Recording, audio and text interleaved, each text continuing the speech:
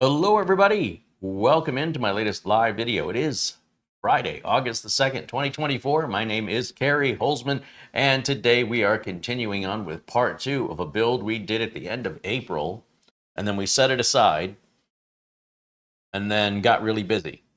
So this has been left in the condition in part 1 that we ended that video on. No work has been done to it since. And the link for the first part, if you missed the first part of the Jonsbo build, is available in our video notes below the video, thanks to Marlena.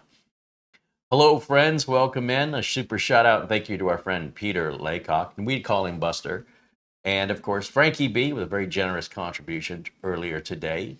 Thank you guys so much. Our friend Oystein watching in Norway.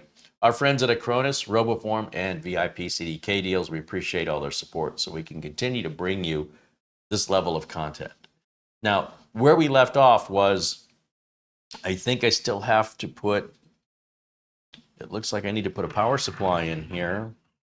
And I'm kind of glad I didn't do that yet because, kind of looking at, where's that gonna go?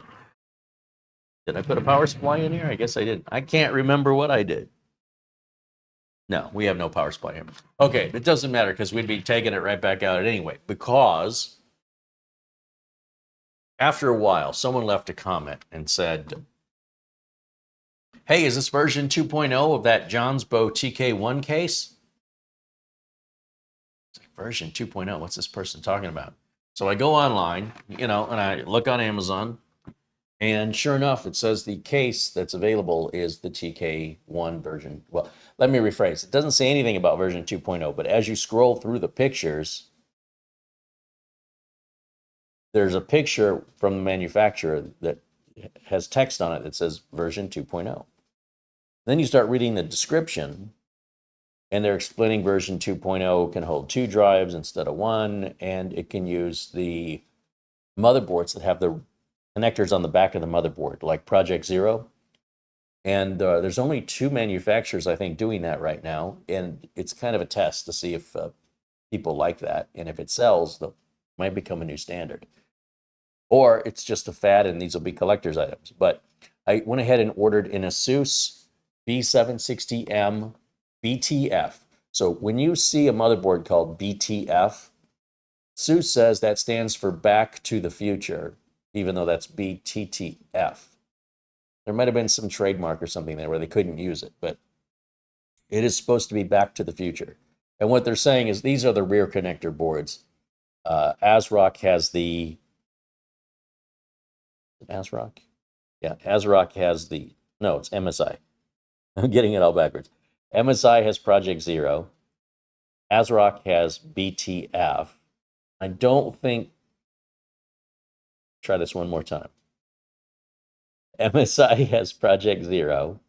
ASUS has BTF. I don't think anything from ASRock or Gigabyte is being offered with the rear motherboard connectors.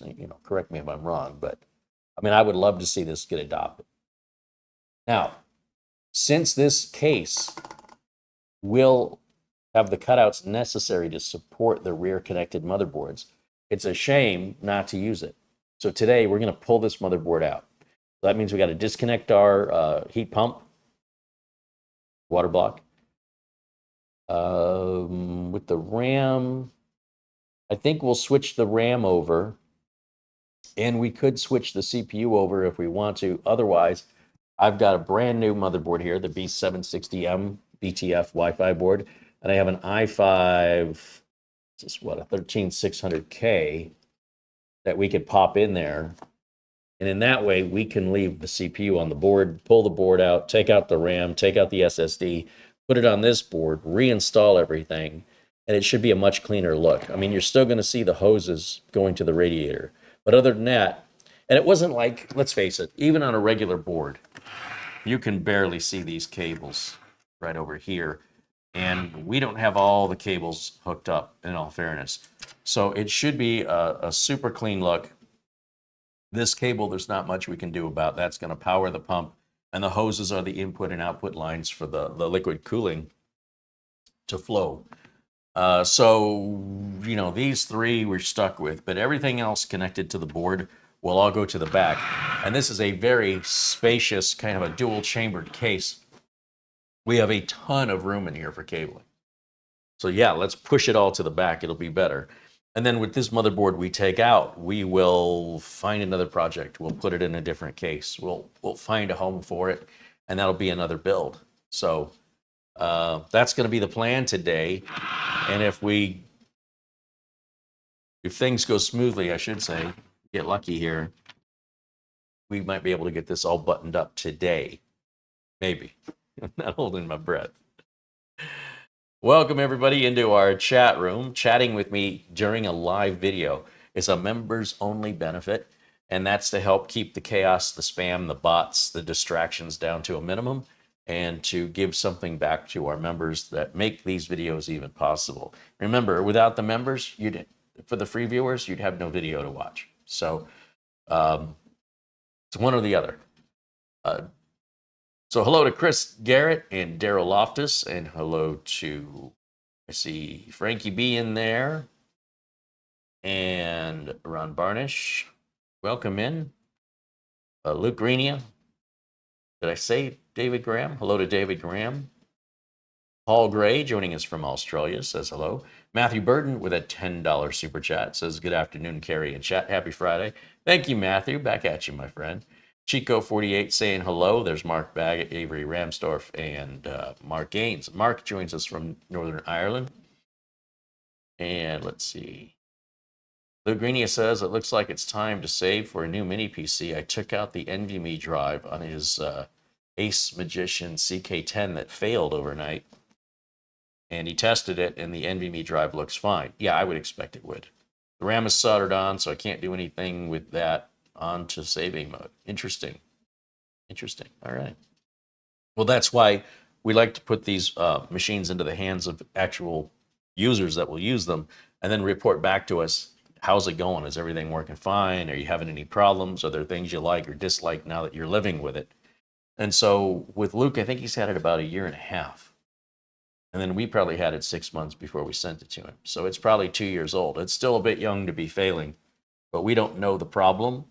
And it's not worth it for Luke to send the unit into me. He's on the opposite side of the United States. And the United States is a big country.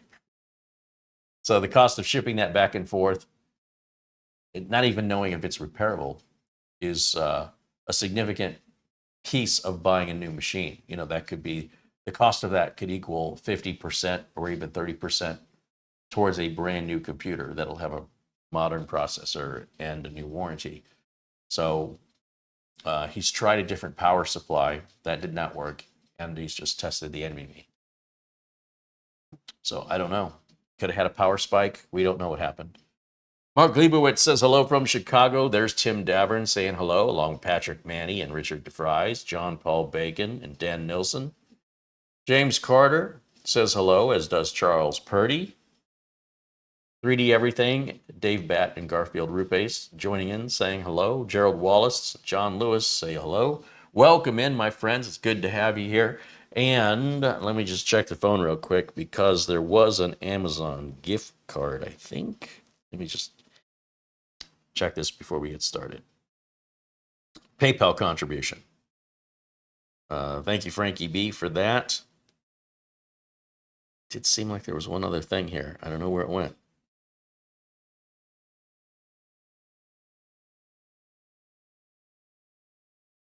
Huh. Swear it was there a minute ago. All right. Well, if that was somebody that recently sent an Amazon gift card, my apologies. Hopefully when I check it later, it'll be back. William Denton, two different Williams there, contributes $10 in Super Chat. He says, the original build on this got me motivated to build my first PC last week using an MSI 760B with a 14700T Intel processor. That would be a Core i7, isn't it? With an NVIDIA GPU. He says, I am hooked. It's a lot of fun. Yeah, for sure. Just as the trailer to this video saying about. Mark Leibowitz said, I have over 25 clients using the B-Link SER5, SEI10, and the SEI12 mini PCs.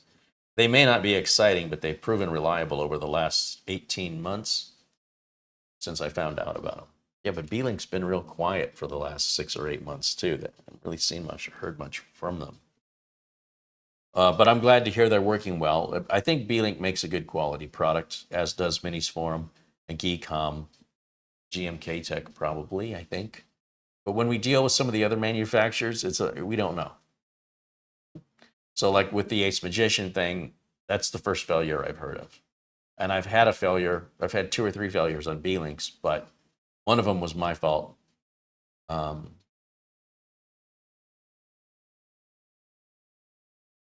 definitely one failure, one I caused, and one that I bought that might have been damaged in shipping, in all fairness.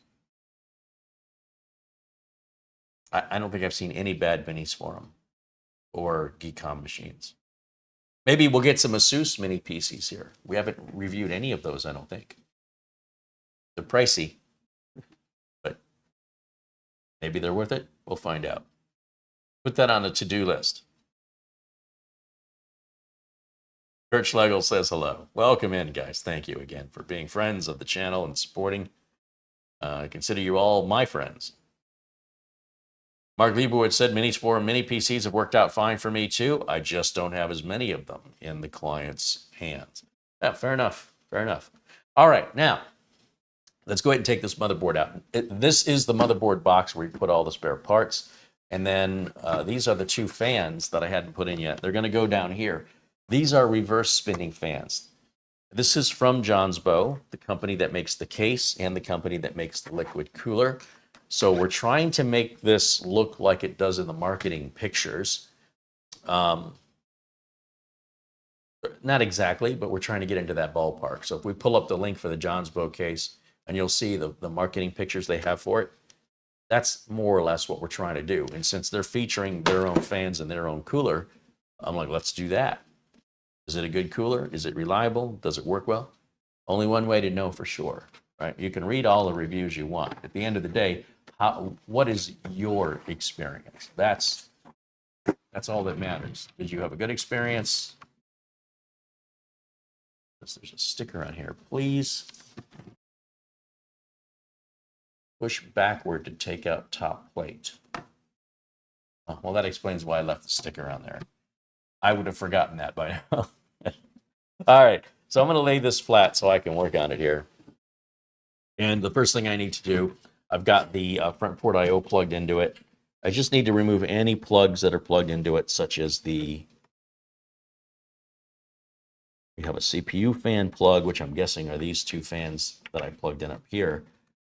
And then we have a water pump plug, which is this plug here, which technically I don't have to take that off, right? Well, yeah, actually I do, because the liquid cooler has to come off before I can take the motherboard out. See if there's a cover. Is there plastic on that? Well, if there is, it's on there really good. So what I need to do next, let me think about this for a minute. I guess I need to take the water block off, set it off to the side. Then I can remove the screws to the board, remove the board, extract the CPU. Which CPU did we use in the original build? Is a 13600K better than what we put in here? Let me check. Let's see. Actually, Mara, if you can check, what CPU did we put in here? I cannot remember. It's funny to me that I work on so many computers, I remember a day when I had one computer and I could tell you everything about it. Even if I had 2 or 3 computers, I could tell you every detail. But I've been through so many now, I cannot remember from one machine to the other. So I'm just curious whether or not to keep the CPU that's on this motherboard there or to move it to this motherboard. Whichever of these is better, I want this to be an amazing, high-performing rig. And I don't know when I take the motherboard out of this what I'm going to do with it, what purpose it'll serve, but at least I'll have a CPU for it. So I'm worried about the build I'm doing today. I'm not worried about the build I'm doing at some point in the future from the spare parts left over from today. So while Mara checks that, I just want to say thanks again for all the members that support the channel. And it looks like Chris Garrett is having a birthday. Happy birthday to Chris Garrett. Bajing Guy says hello.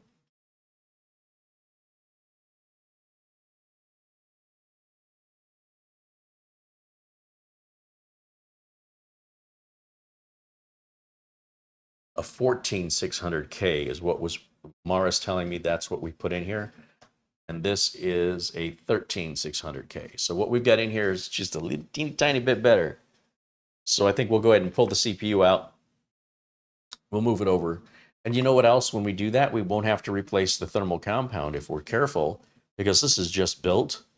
You know, normally when we do work like this, we clean up the thermal compound and reapply it. But if we're putting the exact same cooler in the exact same position on the exact same CPU, and all we're doing is moving it, and there's no rotation happening where the thermal compound might not be evenly spread anymore, then I would do it. But that actually saves a step. So with this, I'll set this aside, because when I take the CPU out of here, instead of putting the CPU cover on to cover the protect the CPU pins of the socket, we'll just put the CPU in and just leave it bare. That will take care of two problems. One, do I have a CPU for this in a couple months when I get back to it? And two, it saves us from having to put that little plastic cover on it, which, you know, again, it's just really about being efficient. Keep these things together, and then all I'll have to do is put RAM and an SSD in a case and power supply, and we're good to go. Is that all? That's all. All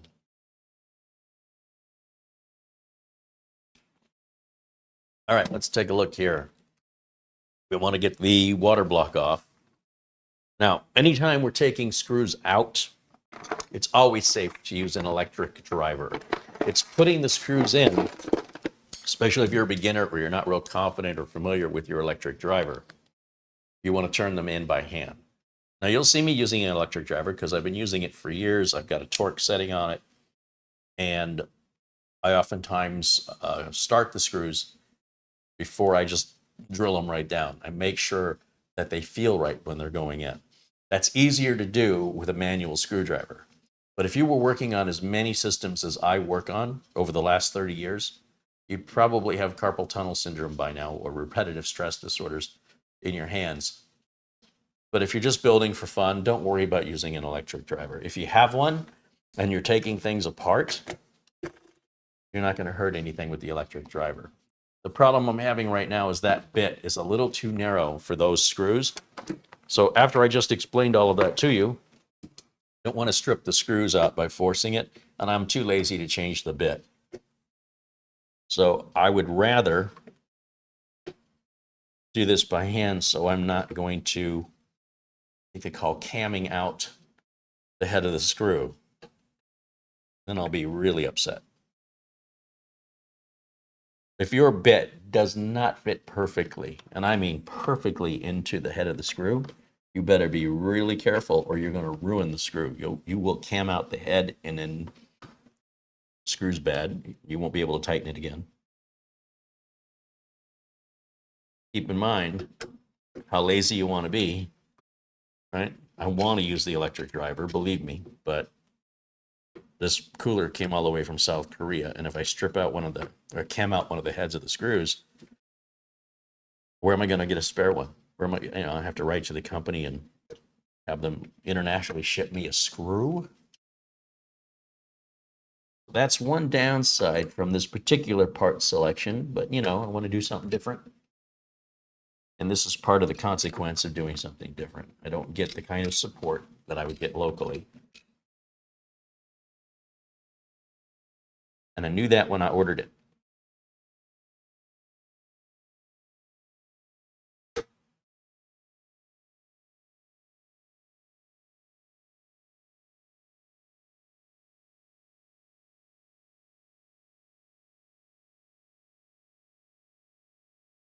Ooh, that's on there good. The thermal material on this is really tacky.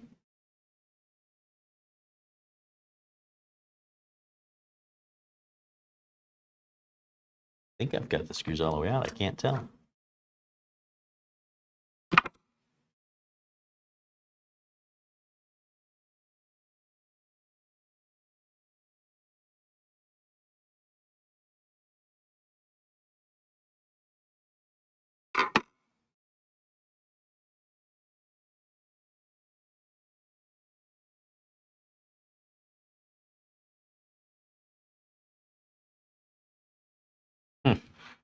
Something's really holding us in here.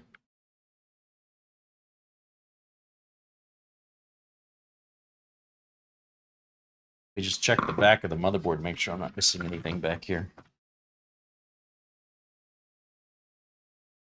I can check to see if we've got the screws all the way out by looking through the holes in this backplate. Of course, we have to move the backplate when we put the new board in.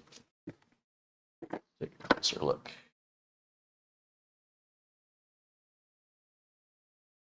I think the backplate's off. Maybe, maybe not.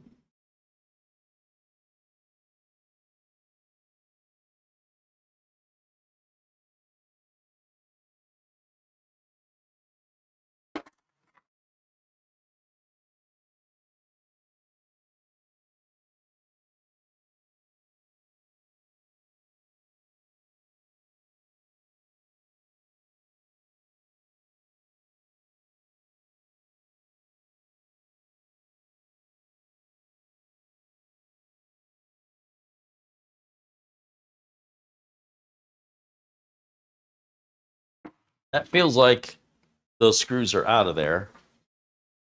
However, let's move this somewhere for right now. There. Bring this over here and see what we can do with this. Oh, that's better.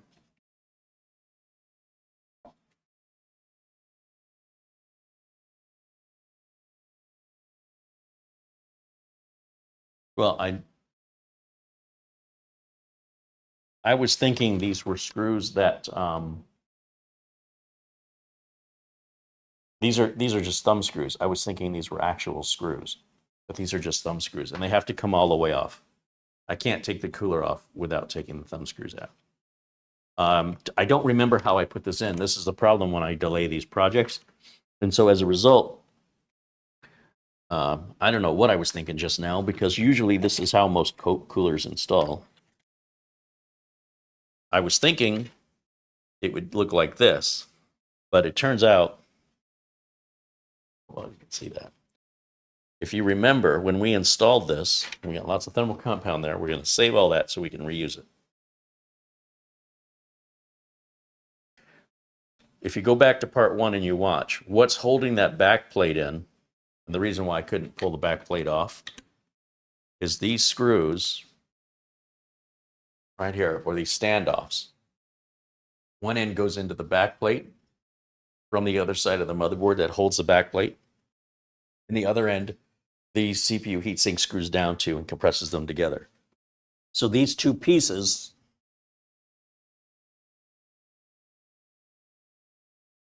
they go like that, with this end going to the motherboard, and then the other side of the motherboard is the back plate. And that's pretty typical, very common. And again, I have no excuse for why I thought this was all one. It's not usually that way. There are some coolers where that piece is one piece that screws into a hole.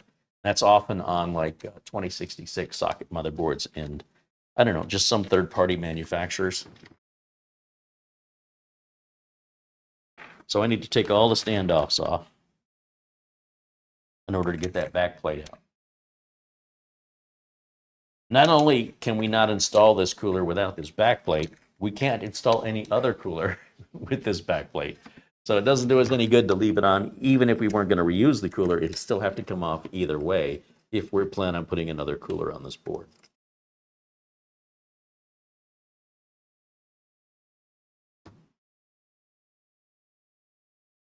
Now, what those little standoffs are screwing into is this little small nut here that's in the back plate, and this just fell out of that. So we don't want to lose that. We're going to need it.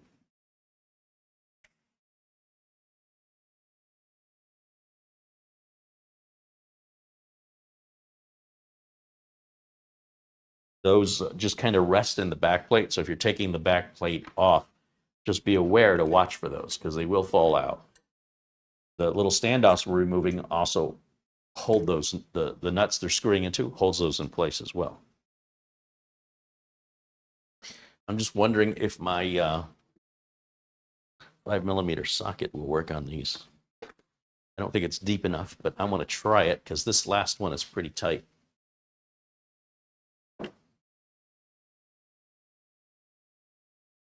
Those are bigger than 5mm. Interesting. Okay. Now, I do have other bits here. Just out of curiosity. Let's go one size up. I don't want to use a pair of pliers on this if I can avoid it, because it'll scratch it up. Not that anybody will see it. No, it's too shallow. The socket's too shallow. That's okay. I have other methods.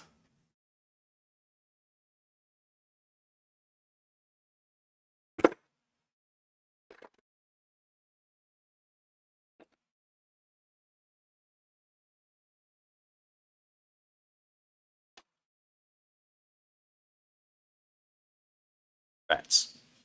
My other methods are already moved over to Studio C. I said, oh, I don't need this tool. I'll just bring it over there. Today I need it. Or not. I have other options. Still, might be able to turn it by hand. Might have to just use a little elbow grease here.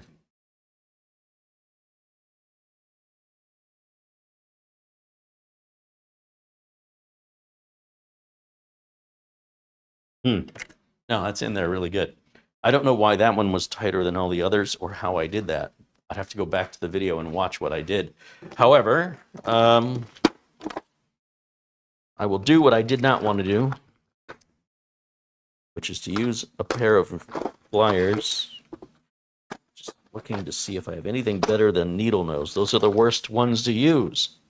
Just a regular set of good old-fashioned pliers would be ideal. But I do have these needle nose pliers, and they're very handy for a lot of computer work. But they will mar up, you know, if you try and tighten a nut with the needle nose, it'll scratch them all up. It'll take the paint off of there.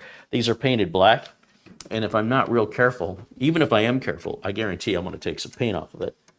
Nobody's going to see it. It just bothers me.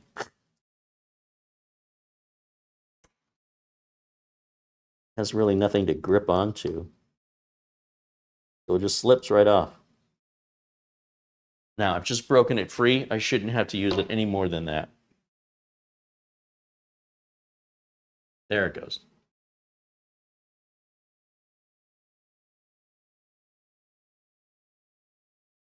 Now, the worst thing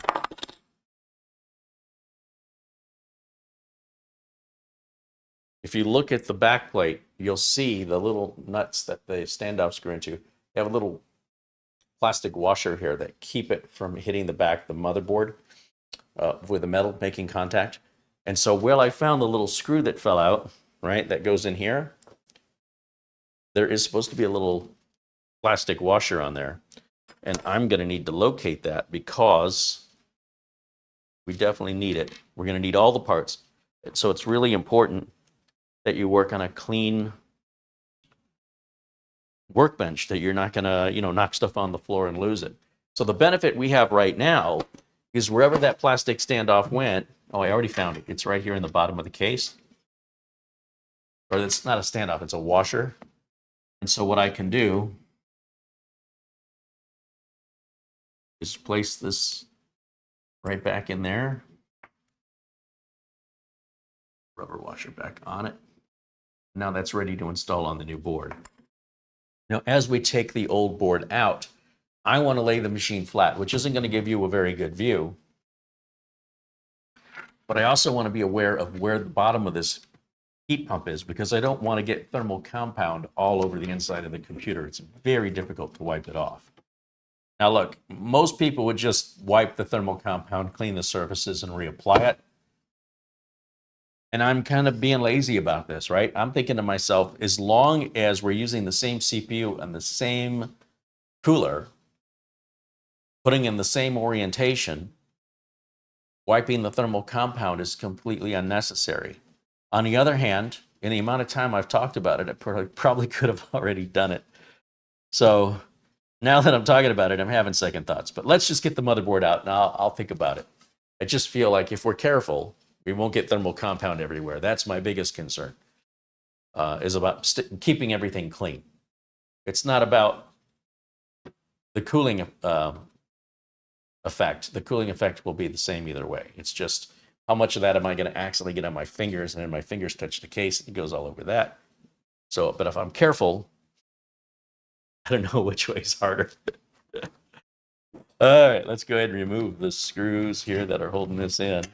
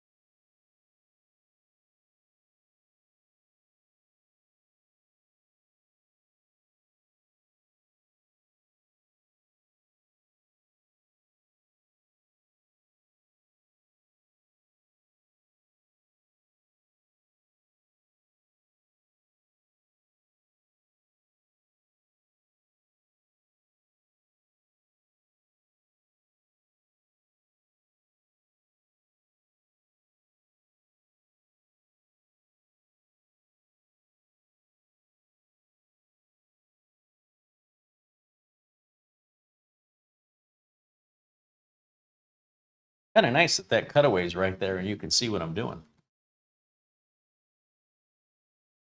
I think this is the last one right here.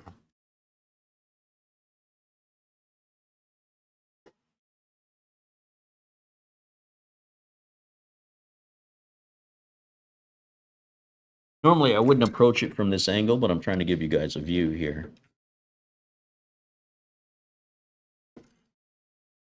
There it is.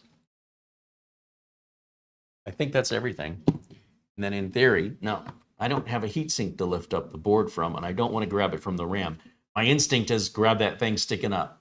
We definitely don't want to touch the top or bottom of the board, only the edges. So you can find a couple of edges to grab.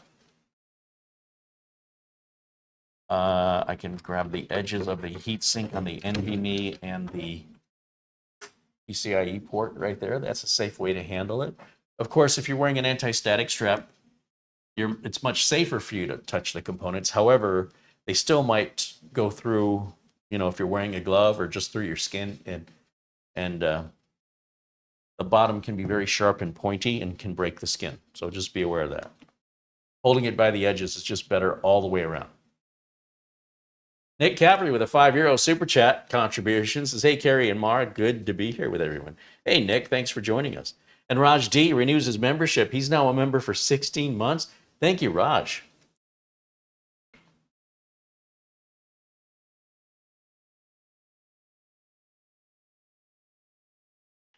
John Paul Bacon mentions you could put some paper towels over the pliers to reduce removing the paint. This is true, but when you do that, you can't see the bolt anymore, right?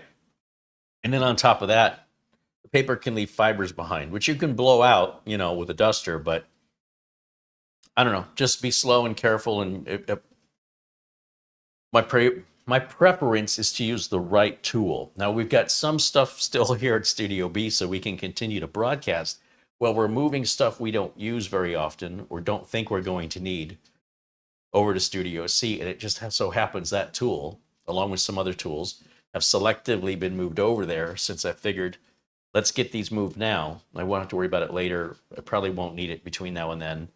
And of course I needed it, but we figured out an alternate way. But preferably the right tool, right? That's my view on that. But that is a tip. You can use if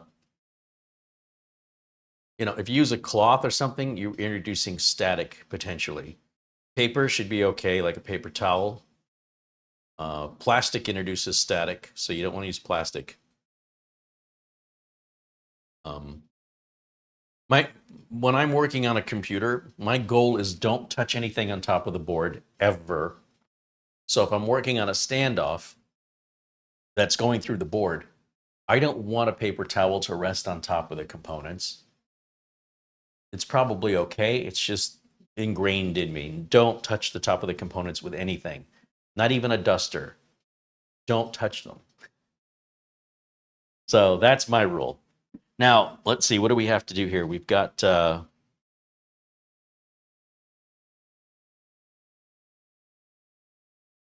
we've got to prep the new board, don't we?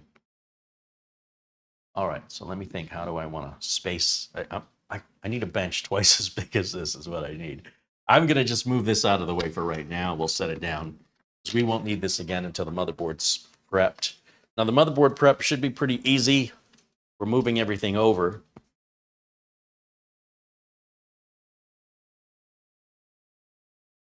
Now, Windows will probably reboot just fine on the new board.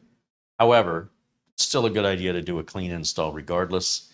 If you think it works because it's booting, you still have a lot of old drivers and such sitting in the directories in your registry for the other board.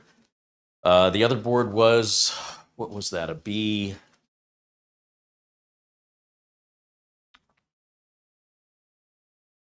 That was a B760M, and this is also a B760M.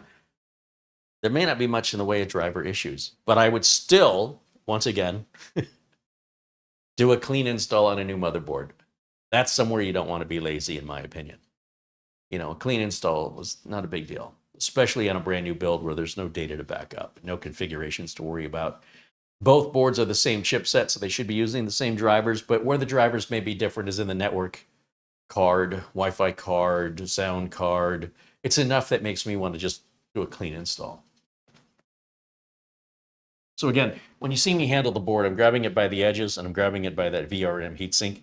I am avoiding touching anything metal on the bottom and anything at all on the top, except for things that if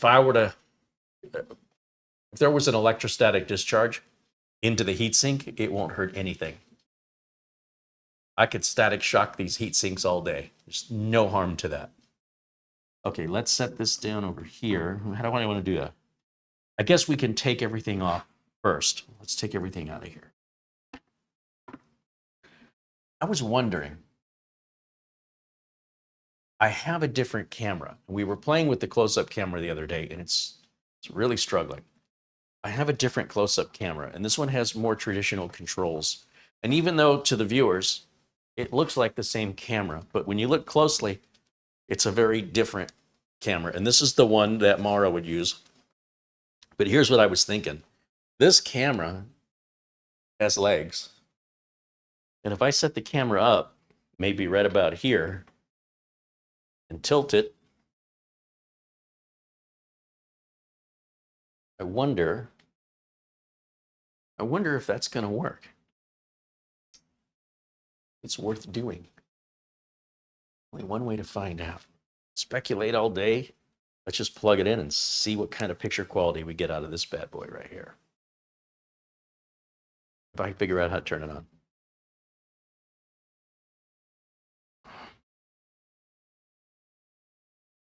Let's try it. You ready? I will put myself in a corner. Might get rid of myself altogether, but let's try this first.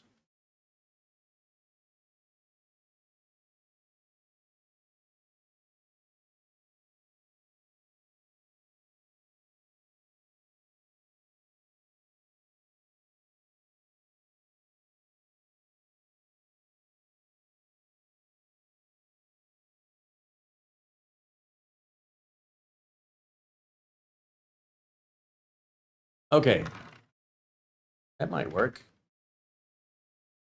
That just might work fine. Let's take this out of here. So these don't move on this side, and they don't move because if you had a big graphics card in here, you wouldn't be able to move them anyway. So on some motherboards, one side does not move. Anything that you struggle with, you're probably doing it wrong with a PC. Everything should be nice and easy. So instead, we're going to go to the other side of the RAM, and we're going to release here. We can open all those retention levers, and the RAM's going to kind of come out this way. You can also, you should be able to grab the sides of the RAM, and with a little pull on the loose side, try and lift it straight with a slight angle, and release it that way.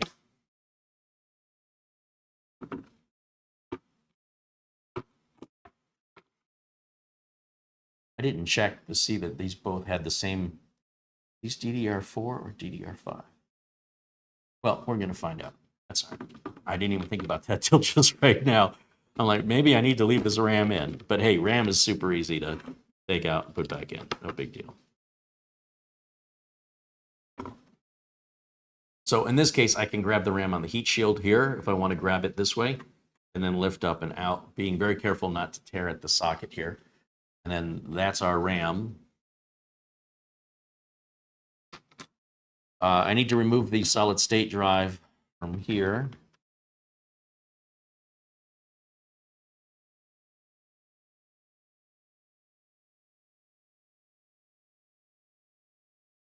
So let's see. Should be right under here.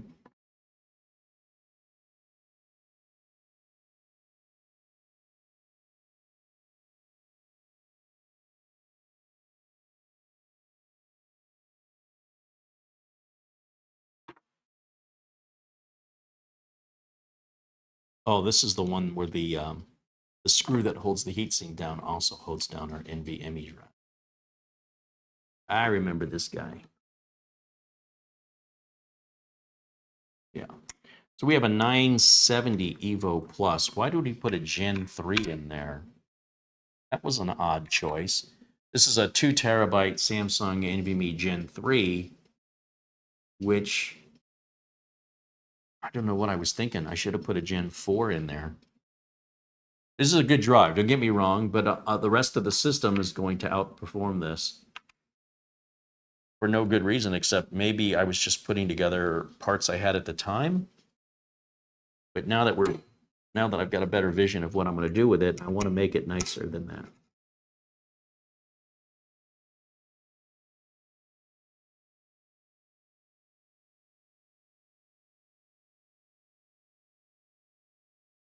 Put everything back so we don't lose anything.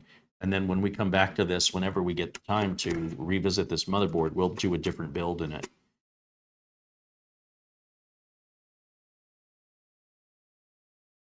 This could be a good budget board, by the way. It can also be a really nice fancy board, high-performing board, depending on how much money you want to spend.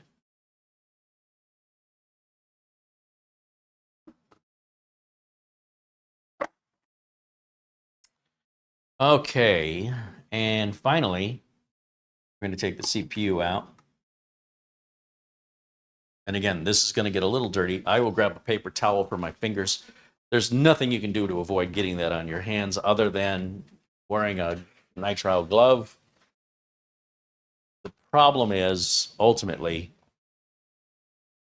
that if you get this thermal material on your hands and you don't clean your hands with something and you go to touch anything without thinking about it, you're going to leave smudges of this stuff, and it's very difficult to remove. Now, the CPU socket has little grooves on each side, and it's intended for you to do what? Pick it up by the edges, not by the top or bottom. We can set that straight down so that our handling of it is very minimal and that we didn't really get much. I did a good job. that was pretty incredible that I didn't get more on my fingers. All right, so now we'll open up our 13, what did I say this was, 13600K? Yeah, we'll take our 13600K, we'll pop it in there, and ultimately I plan on using the 13600K in this build when we get back to it. I just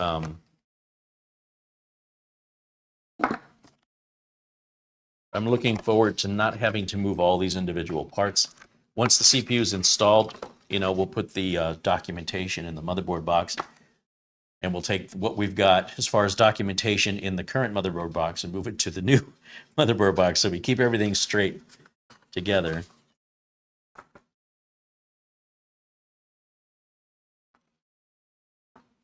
Normally, you don't even have to open this up. You can usually just slide this out from the top with a little wiggle. And there it is.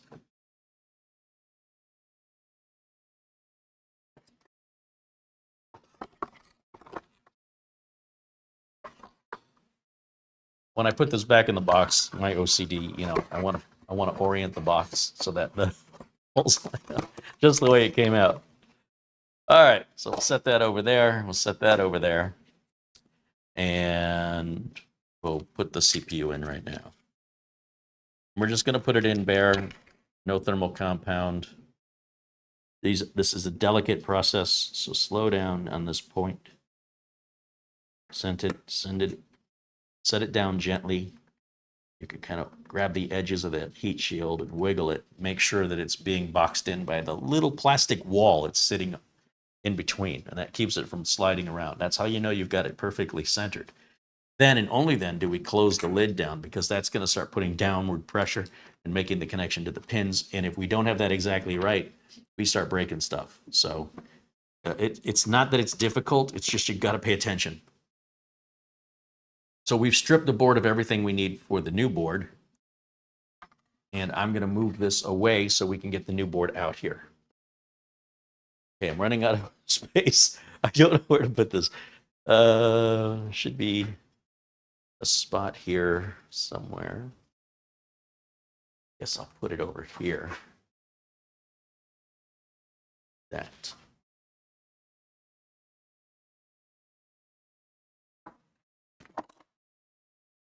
Somebody, I think, activated my cameras. As a warning, yeah, that's what I was afraid of. My landscapers are here, and what I'm going to do, bear with me here for just a second.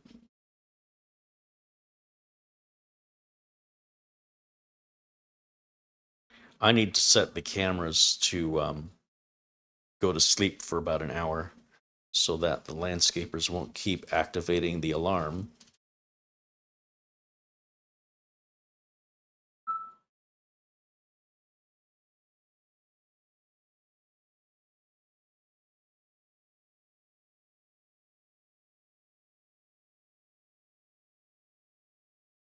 Bear with me just 1 second here.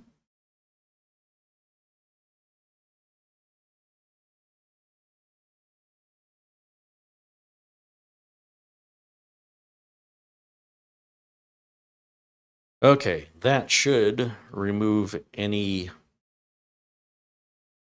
more warnings. And hopefully the sound suppression that we use here will drown out or block, suppress all of the power equipment that they use for the landscaping. The good news is, shouldn't have this problem at the new studio, Studio C. So here's our board. Brand new. I've never opened this before, so let's check it out together. Got tape. It's preventing us from opening this. Let me get that opened up.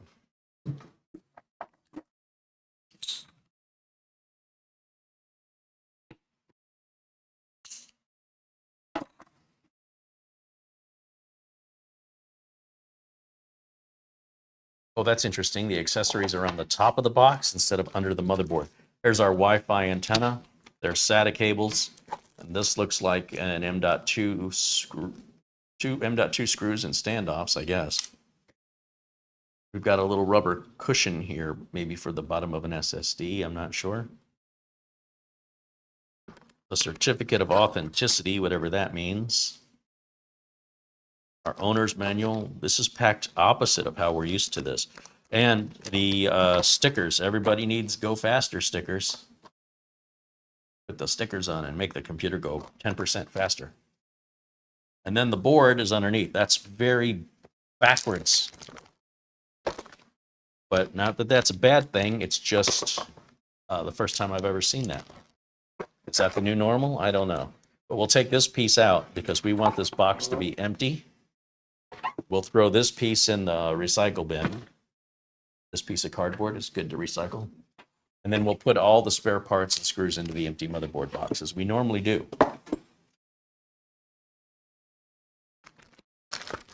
Hey, look, ASUS doesn't tape their bags closed the way MSI and Gigabyte do, like the motherboard's going to escape. That's good. And ASUS puts a little piece of foam over here to protect the back connectors on the board. See that? So this motherboard has all the connectors in the rear. And It's a nice thick piece of foam. See the cutouts? That's where all the motherboard connectors are. So when we take that packing foam away, you can see we've got all our connectors. You know, now that I think about it, I probably should leave that foam on there while I work on the board, because one of the problems with these back connector boards is when you're working on them like on the table like I am, putting all that weight on those connectors, and they're not the same height or depth. Some of those are just bare pins. You can bend them, you can damage them, you can scratch up your desk. Probably in this instance, it makes sense to go ahead and put the board in. Because of that, secure the board into the case, and then the standoffs and screws will support the board while we put the RAM and CPU and cooler on. I think that's how we're going to have to do it, even though it means your view is probably not going to be that good as a result, but it is the best way to handle this. Now, with regards to this board, looks fantastic. Let me go full screen on camera 1, and I want to show you close up what this board looks like, because it's covered in, well, they might call it armor or something. It's got a lot of plastic covering on it. So normally the circuitry that you would see around here, it's just all covered up.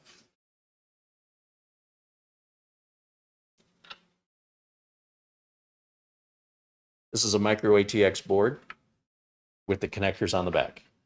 And you will need a compatible case to use a board like this. There's not many to choose from. It has not yet been widely adopted. It's new.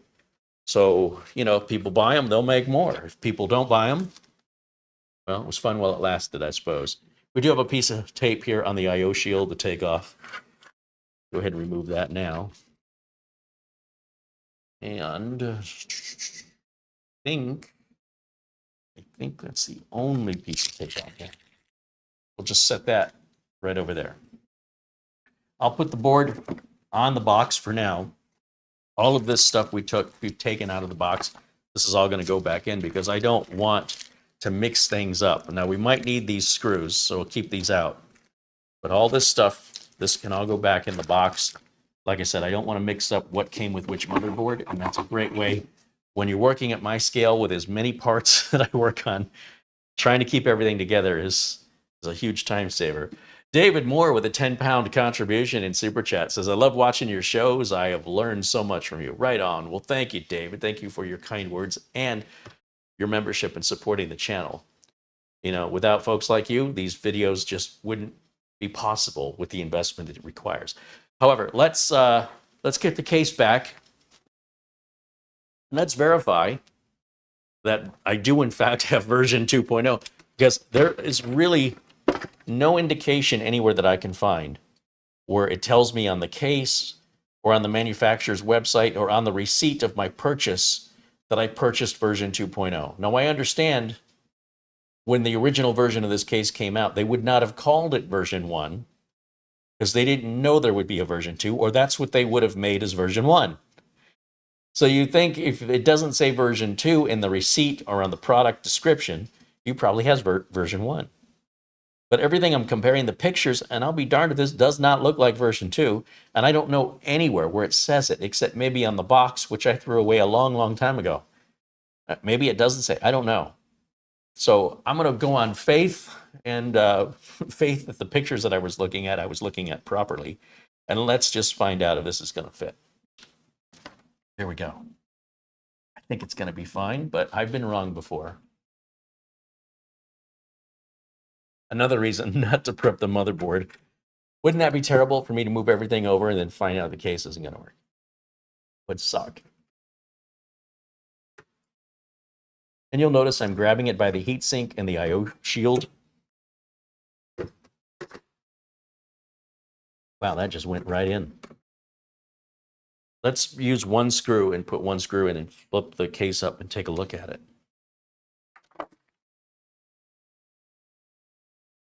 And for that, I need my glasses.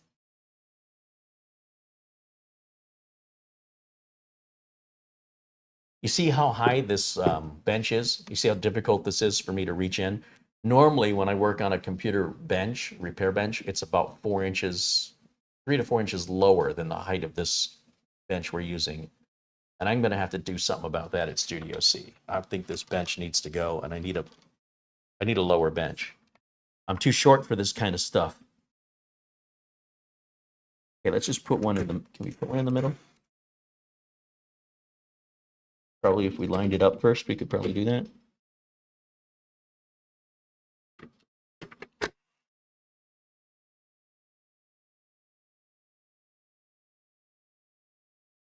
Right there. I don't have it lined up. Part of the problem with, again, look how I'm working from this point down. Now, obviously, if I turn it so that I have the open area, I can see it a little better. But when filming, I'm trying to keep you guys in mind, even if that wasn't all that helpful. But let's just take a look if this aligns properly. And I want to be mindful of the thermal compound on the bottom of this water pump. I don't want it to get on anything. And if I do smear that liquid, the thermal compound on the liquid cooler pump, and at that point I will have to clean it, because then it won't, there won't be enough. I have to clean the heatsink, and I'll have to clean whatever it rubbed off on. I'm being very, very careful. In retrospect, probably should have just cleaned the thermal compound. I'm trying to be efficient, you know. But oh yeah, all of our motherboard connectors. I'm going to go to the close-up camera here and show you. Let's go to this camera here. Now I realize that's a terrible shot, but hold on. Let me grab it and hold it by hand. I got to be my own camera operator, you know. And you can see the motherboard connectors coming through these holes. Most cases don't have these holes.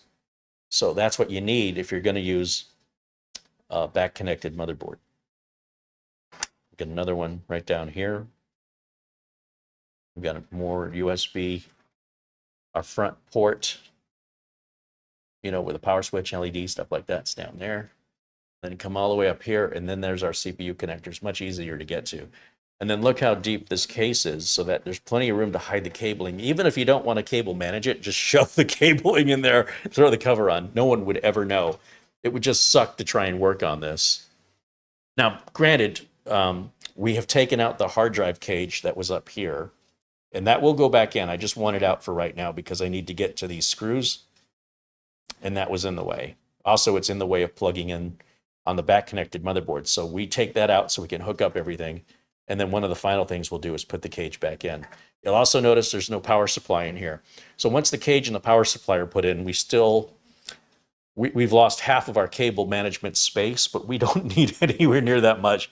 We're going to cut that in half, and we'll have all this half open, and we can put our cables over on that side.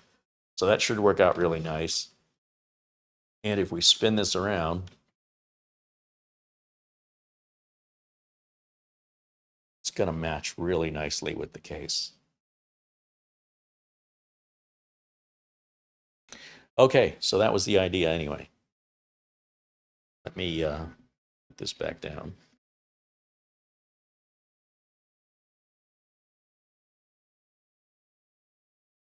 And I will step over here, and we'll go back to camera one. There I am. Live, unrehearsed, and unscripted. I'm the producer, the director, the talent, the cameraman.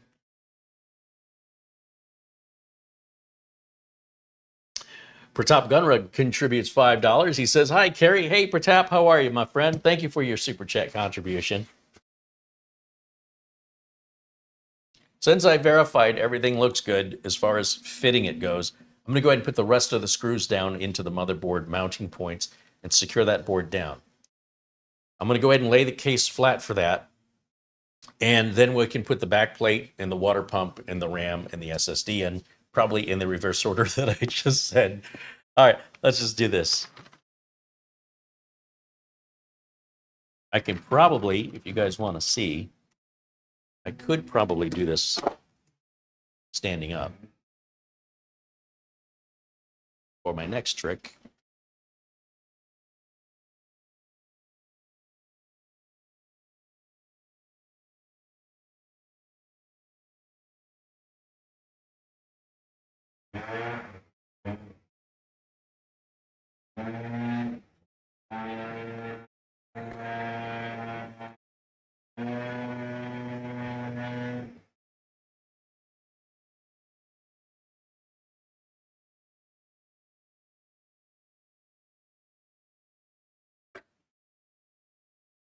See what I mean? Where everything gets in the way when you're trying to. I'm trying to save time, but I'm working a little bit harder as a result.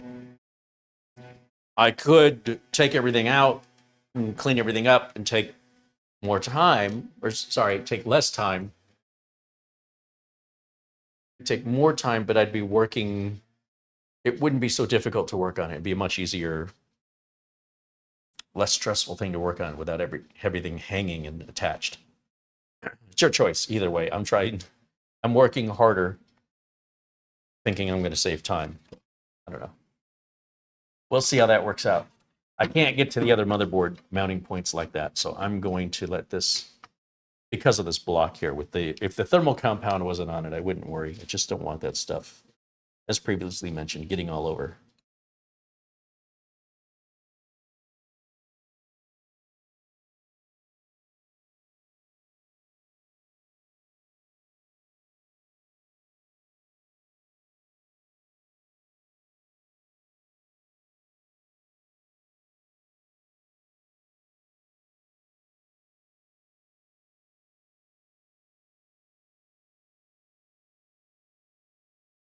Okay, so that's all of the mounting screws. Perfect. We didn't have to move any standoff. We went from a standard MicroATX board to another standard.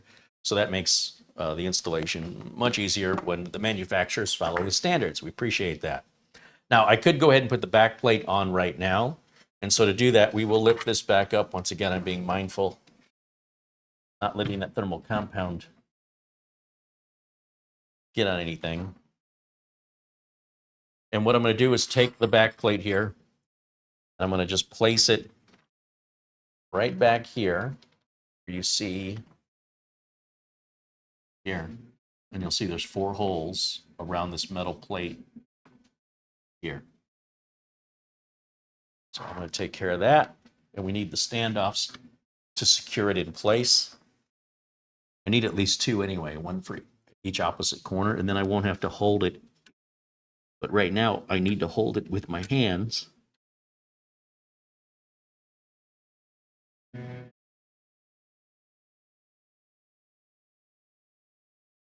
is interesting. Did the standoffs... Wow. Oh, those move. Never mind. These little pieces that stick out here, they slide up and down for different socket types, and they have slid on their own. We need them in the far position. I didn't realize it. Let's deal with that. My bad.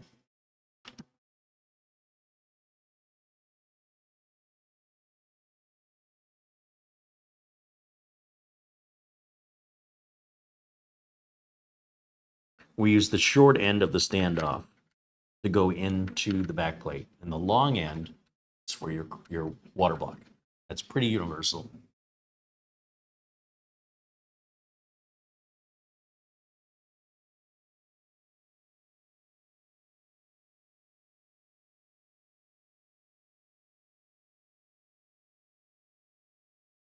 So I'm just going to put these 2 in opposite corners. Then the other 2 corners should align automatically for me, and I won't have to hold it in place by hand. And then we can tighten these down. Now, these don't have to be as tight as, well, 3 of them were loose enough for me to remove with my fingers. They should be as tight as you can get them with your fingers. You don't need to tighten it any more than that. Basically, all this is doing is holding the heatsink back plate against the board, and we don't want to squish that too hard. Because when we put the heatsink on top of these little standoffs, it's going to apply a lot of downward pressure onto the board, which is automatically going to pull on that back plate. So there's no reason for you to over tighten. We also don't want them to come loose, right, through vibration or anything. So snug them up as tight as you can get them with your fingers. Don't use any tools on these.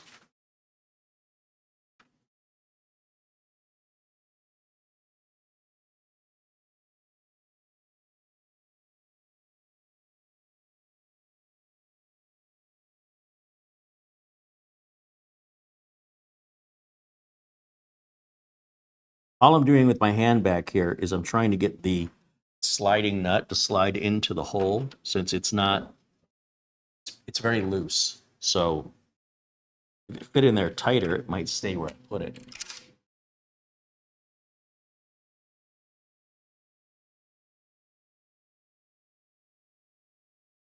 just drop that standoff right over here.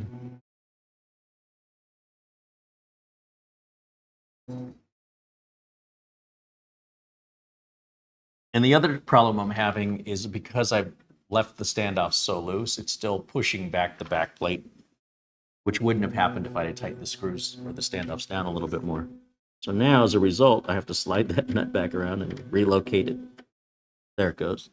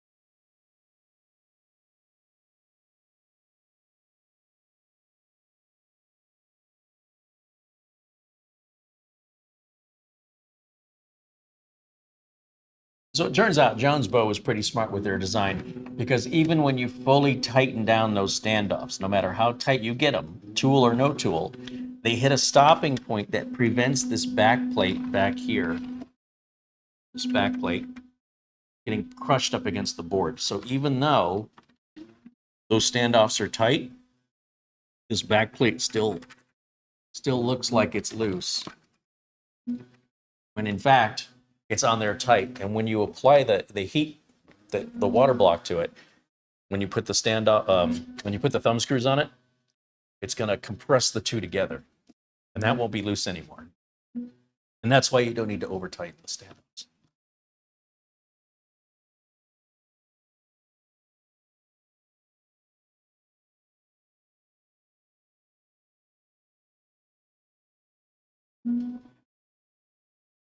Nick Capri said is a U.S. landscaper what we call a gardener in Ireland.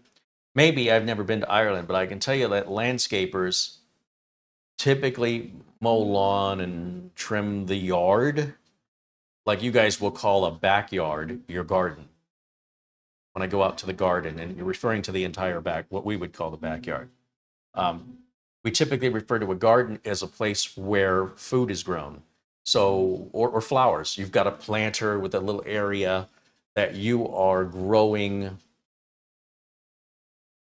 vegetables, fruits, or flowers. And that would be your garden. And that's not typically tended to by a landscaper. That's usually the homeowner that likes to garden. Gardening meaning just that. When it comes to mowing the grass and trimming the bushes, we would refer to that as landscaping. The front yard and in the backyard rather than in the garden. Unless your entire backyard is a garden, in which case you'd be a gardener. The differences between the UK and the US are fascinating to me.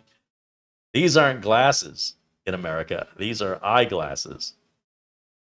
Oh, so that's where they go. We don't walk on pavement, we walk on a sidewalk. Yeah. The jeans I wear are my pants, but you guys say pants are underwear, what we call underwear. You refer to as pants. There's a lot of that.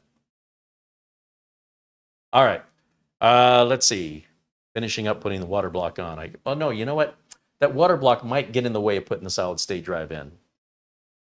Just might make it a little more difficult. Let's put the SSD in. I don't want to use that Gen 3 SSD. We'll put that back on the shelf for some other build. I want to use something nicer. Let me see what else I have.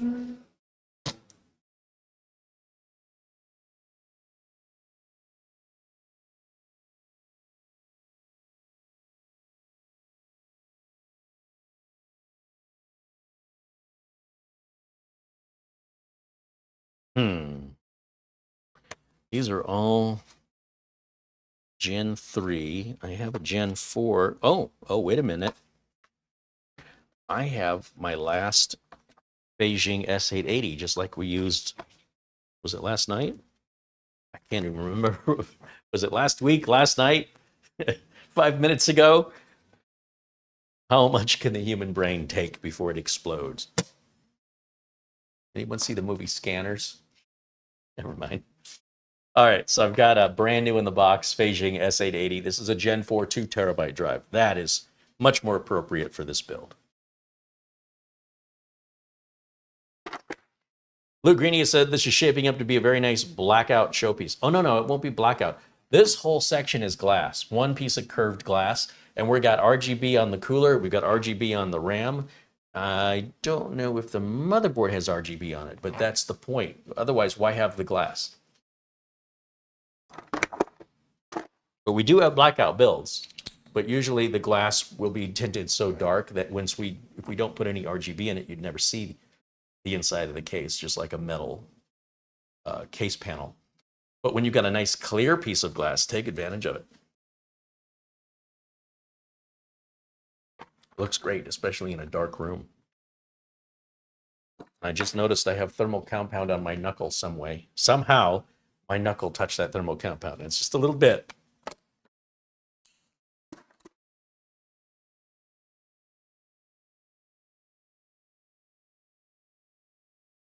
David Moore says, is Studio B closing down soon? It is, and not soon enough.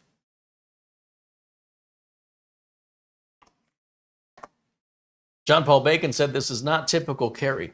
Well, no, it isn't. That's why I'm doing it, right? I mean, if I'm always doing the same thing all the time, what's the point? So we have to mix it up from time to time. And I saw this TK-1 case from Jonsbo, and I said, that would make a great build that's different from anything else we've done. Now, nobody is committed to this as far as purchasing it, so it's just something I was doing for the channel and for the viewers. And again, you know, somebody pays for all that, and it's because of the viewers that we're able to do these builds, or because of the members. YouTube has determined that viewers aren't worth much. So we could not do this on viewers alone. We have to have members or projects like this simply, you know, the money to pay for it. None of these products were provided to us. Everything you see in this video, we purchased.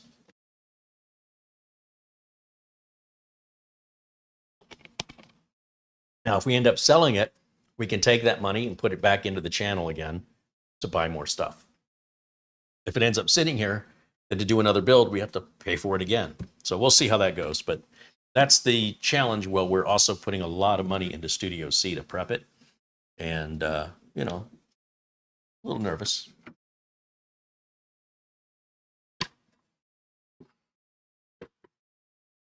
Okay, let's try this close-up camera again just to see.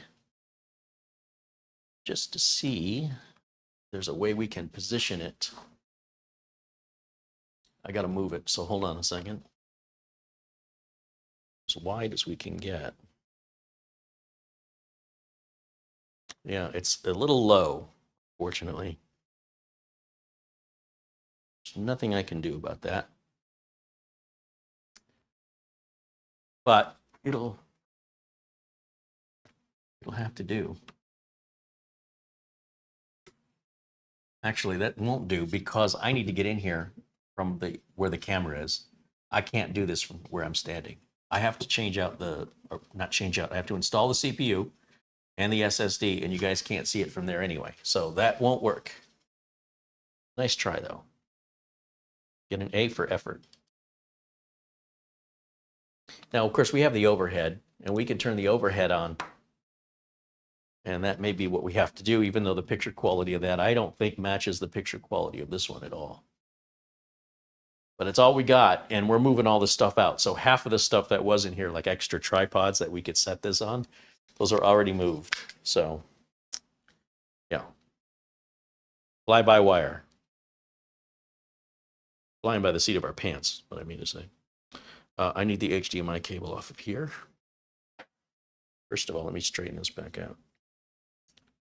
Pull the HDMI cable off.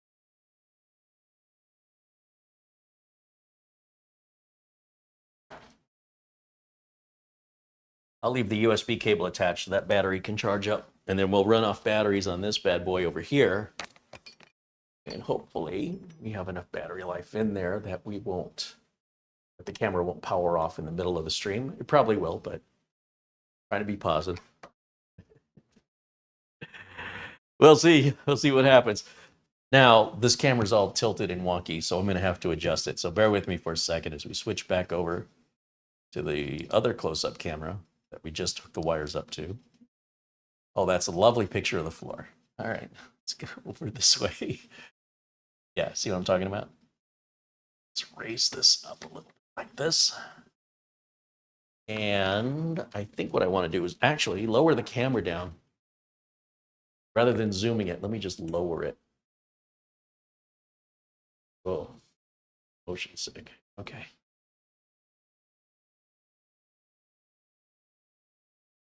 That'll do.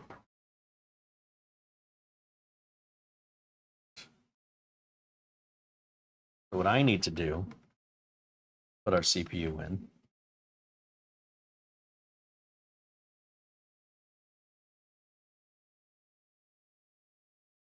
Let's go.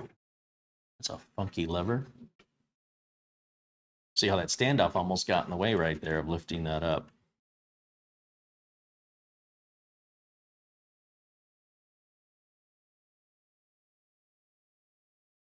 Should go in like this, I believe. Try and place it in straight. You don't want to touch those delicate pins underneath, and we'll remove this little cover. We make sure that this latch is going to grab onto that CPU and then push it straight down. There is going to be quite a bit of resistance here. I was told we can take this little plastic piece off the lever. I don't think it matters one way or the other.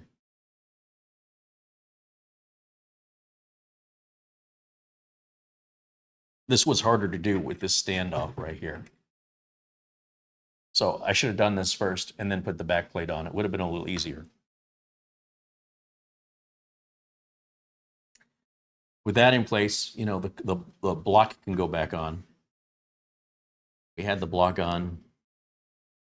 Oh, I'm just noticing it looks like I've trapped a cable. That. I'm going to have to loosen the board up and pull this cable out, but I don't have to do that right this second. I could. Let me think about how I want to do this.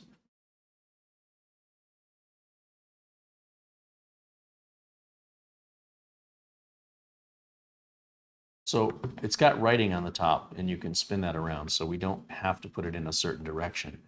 Normally, I would want this, the hoses towards the RAM sockets, but will that get in the way of the RAM? It will. It'll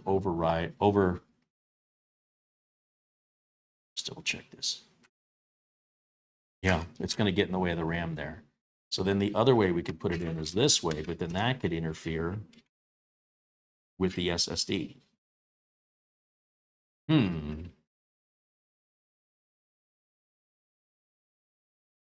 Yeah, I've trapped that cable pretty good. So, best way to fix this is we'll put the SSD in first. We'll put our RAM in, which will go in the gray socket. No, we're going to use all 4 sockets. Oh, all right, we'll figure it out. AAPOC contributes $4.99 in Super Chat. Thank you for that, APOC. APOC? AAPOC. Like AA Run. David Moore says, I'm looking forward to seeing Studio C soon. Well, thank you. Yeah, me too. Lou Greenia says, I'm still struggling with myself about getting the Leon Lee Hydra Shift 360R liquid cooler for the Project Zero build. My head says not needed, but my heart says this build deserves it. The struggles of life, LOL, for sure. I'm sure whatever way that you decide to go will be the right way, Luke. Gregory Howard says, hello, everybody. And Carrie Marlena Hare is my late fee, and he renews his membership. Now a member for 11 months. Right on. Thank you, Gregory. And $1.99 again here from APOC in Super Chat. Motherboard Windows detect M.2, but I can't save. Not sure I understand that question. If you take your time and kind of spell it out for me, you know, I don't know what you're referring to, what motherboard, what M.2, and what the problem is, but if you want to write all of that detail out, myself or the chat room would be more than happy to help you. All right, let me take the board out a little bit here so I can get this cable free. I can't believe I did that. Well, you probably can, but I can't. It shouldn't be too difficult. We're going to have to loosen that screw there, this screw here, and this screw here, and this screw over here, which I cannot see. See if I can, yeah, I can feel it. Now, the right way to do this would be to take all the screws out, but I'm being a little lazy here. I should be able to lift that up enough to slide that cable.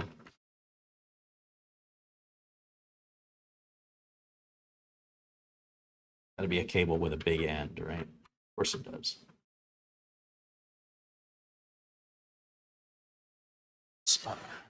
Carefully.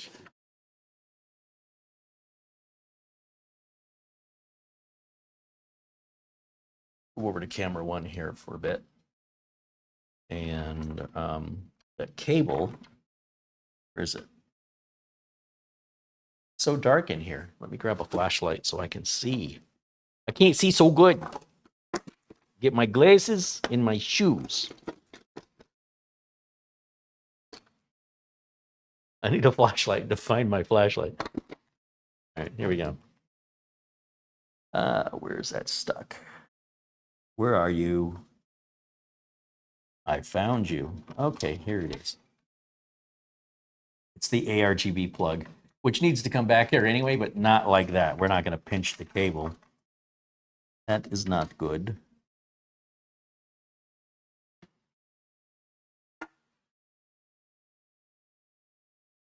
Ta-da! And now I can put those screws back in. Whew. See, even a guy building computers for over 3 decades has little oversights like that.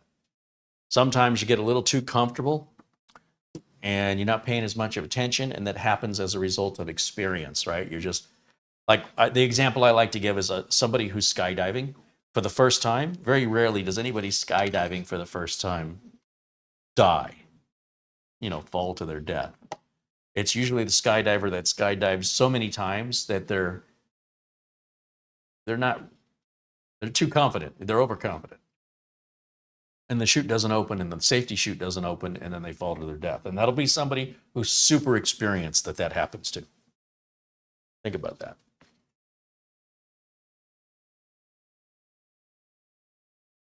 The important thing is mistakes are nothing to be afraid of or ashamed of. It's how we learn. If you're not making mistakes, you're not learning anything. You're just confirming what you think you already know. Sometimes we need these little reminders. At least I do. Say, hey, you need to slow down. Don't be that confident that you're not paying enough attention and it's causing a degradation in the quality of your work. And you're better than that. And these are the conversations I have with myself.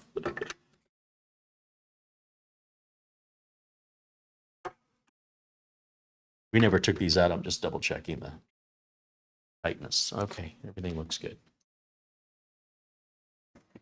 Okay, so, how do I want to do this? We've got our liquid cooler pipes coming out of the right side. I normally have them coming out of the left, but I didn't want to run the pipes across the front of the board with this piece of glass here. I don't like the way that looks. Now, if we go back and look at the marketing pictures to see how they've oriented the cooler, this is ultimately what I'm trying to emulate here, because the marketing pictures, of course, look fantastic. We also have to put our NVMe drive in, right? That's what I was about to do when I got all this started. So I guess let's put the NVMe drive in, then let's go look at the marketing pictures so we can see the orientation of the cooler and see if we agree with it. And if so, make sure that we can orient it that way without hitting the RAM or other items. So that is one problem with changing the board, is your cooling solution may no longer fit. So it's up to you if you're going to focus your build around your board or you're going to focus your build around your cooling. Because this is a back connector board, the connectors are all on the back of the motherboard, we're focusing on the board. But we're also focusing on the manufacturer, with Jonsbo being the case, the cooler, and all of the fans. So ideally, those two will go together. So we'll see what happens. Those two referring to the ASUS motherboard with all the Jonsbo parts. I need my little number 1 screwdriver, my JIS driver here, and we can take out the heat sink. Let's go to close-up camera again. Gregory Howard with a $20 super chat. Right on. Thank you, Gregory. Peter VZ joining us from the Netherlands, right? €5.82. Thank you, Peter. You guys rock. Thank you so much. All right, so let's put our drive here. Need my glasses again. So pay attention to the orientation of this, because this isn't words, these are symbols. And that X right there has got to go towards the rear of the board. Otherwise, we'd flip this around backwards and it's not going to sit right. Prefer to just get it done right the first time. I'm funny that way. I hope you're kind of funny too.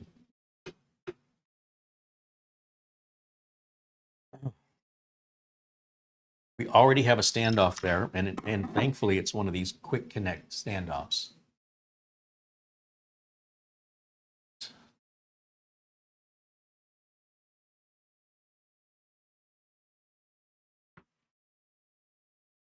This is the area we're trying to focus on. We put this SSD in here.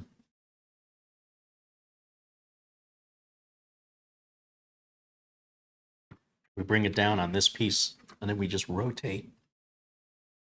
There's a little plastic piece. We rotate it. It locks the drive in without any screws. Thank you, ASUS. As a builder, I really appreciate that thoughtfulness. We've got some tape that has to be removed, and you wait until you actually need it, so you keep the underside of this as clean as possible. This is thermal tape that's covered with just like a protective tape. So it's tape on tape. Tape on tape action. Find a corner of the protective tape here. Peel it just like a banana. And then remember the orientation, right? The square, the X, it's the back towards the back of the board. Good thing we were paying attention to that, or we'd be stuck right now going, wait a minute, was that little cutout over here, or was that little cutout over here? I always do that. So I'm learning, like, slow down and pay attention to the orientation. It's not always a one-way. Sometimes you can put stuff on backwards. If you can put it on backwards, it may not work properly and it won't look as good. Now, I don't know if these screws are in different locations, and I'm not going to try it, but sometimes manufacturers make it in a way that you can go either way, because now that I'm looking at it, I do see a cutout on the other side too. Sure. And I have to explain to you, this is all black. I cannot see worth a darn in this back corner back here, where this, I know the standoff is there somewhere. I'm feeling for it and I can't find it. So the best I can do, I suppose, is work on the other side and hope that lines up.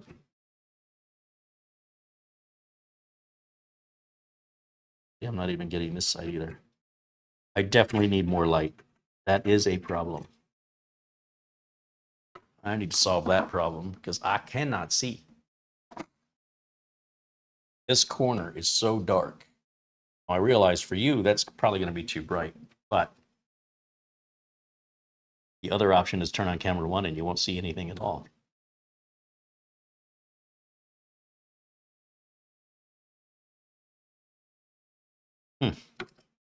It looks like this has to just be on there. I can't put it on first. We have to put the heatsink on. It's got to align with the standoffs underneath of it, which, to be honest, ASUS could have made this easier.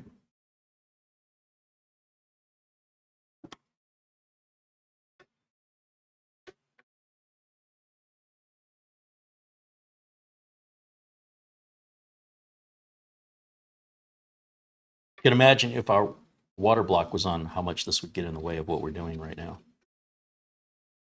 This is a little bit of a challenge.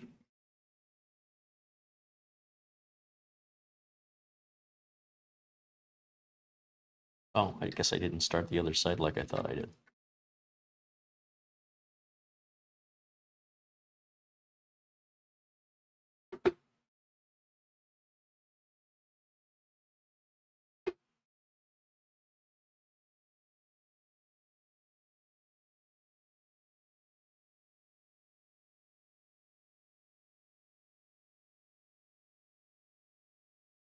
I will explain to you what's throwing me on this here in just a second.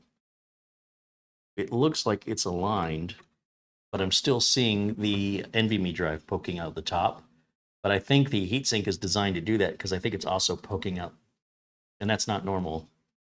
It's normally the heatsink covers the entirety of the M.2 drive, and this one looks like it doesn't. Or I've put it on completely wrong.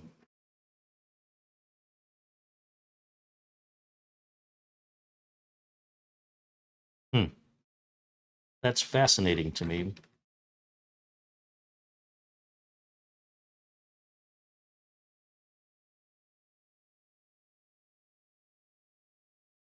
How difficult this is to align.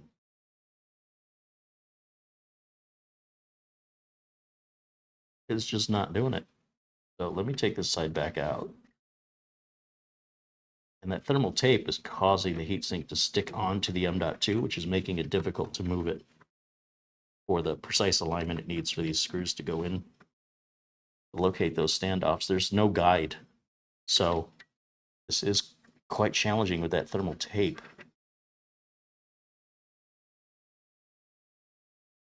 And again, would only be made worse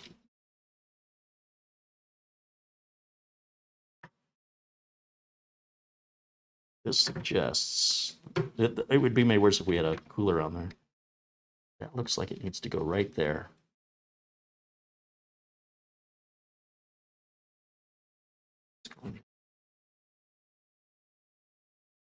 Just need to move it this way and the tape won't let it go.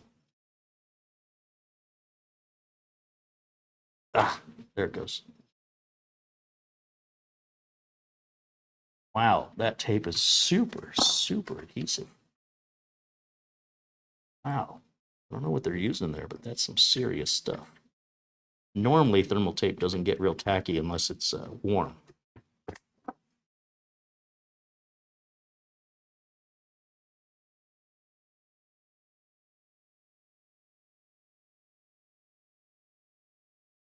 You know, I think I'm going to stop doing this for the camera. I think at the angle that I'm working on is not an efficient angle. I'm trying to give you guys the best view possible at a cost of me really struggling to get parts on that are usually quite simple. So I'm going to do this the regular way. I apologize that you may not get much of a view, but this should be a 30-second, 1-minute procedure, and it's taking way too long. And I'm not going to be stubborn and force it. I'm going to just do it the normal way I do, with the focus and attention on my view and my angle, and my light. It definitely needs light in here.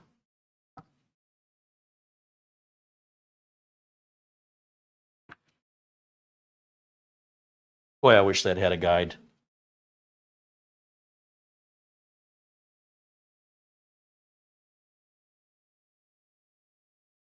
That easy. That easy. That's all it should have been to begin with.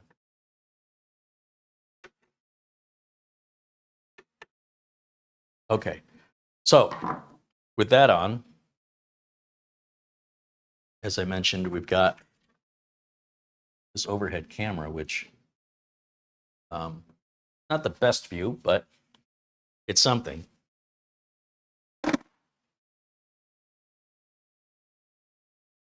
Now, I want to look at the marketing pictures because I want to see the direction and the orientation of the cooler. So let me jump back over to camera one here for a second, and then let's go to Amazon, I suppose, if Amazon has this case. And we'll type in Amazon search that we've got the Jonsbo TK-1.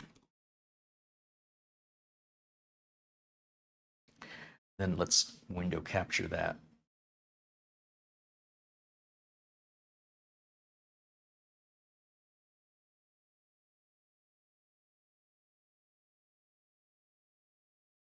Now notice nothing here says 2.0, right? It just says it's a Jonsbo TK-1. It's $168. There's only 4 left in stock. It's a MicroATX case. And as you start looking at the details here, I still don't see anything referring to 2.0 yet. So which version are we getting, you know? But as we scroll down and look at the marketing pictures, here it says 2.0. They're calling it a separated cabinet case. They're South Korean. The expression we would use here is a dual chamber. So if we look at the cooler, it looks like the hoses for the liquid cooler are down by the video card. So that's how I want to do it. Now, I'm not planning to put a video card in here, but I am going to add these 2 fans to the bottom. And of course, we're using the Jonsbo, the exact same cooler they're showing in the photo, and we're filling up all 4 RAM sticks like they show in the photo. That's our goal. We're not trying to match it exactly. We're just trying to get real close. All right, that's the vision in my head of what I'm trying to make. So just so you're on board and understand why I'm using the parts I'm using their marketing photo as a guide, because the marketing photos, you know, they're going to make it look as pretty as possible. So with that in mind, I think I can put the cooler on, which means I would take, let's see, take the cooler here with the pipes down. Sure I don't trap the cables this time. And again, without having to reapply thermal compound, all our compound is going to line up on the same CPU just as it was. And it looks like with this motherboard, we're going to run in maybe to a problem. Maybe. These, there are heat sinks. Well, the heatsink for the heatsink for the NVMe drive, and then this plastic piece, this is all one plastic piece. When we put down the hoses, you see how far the hoses go.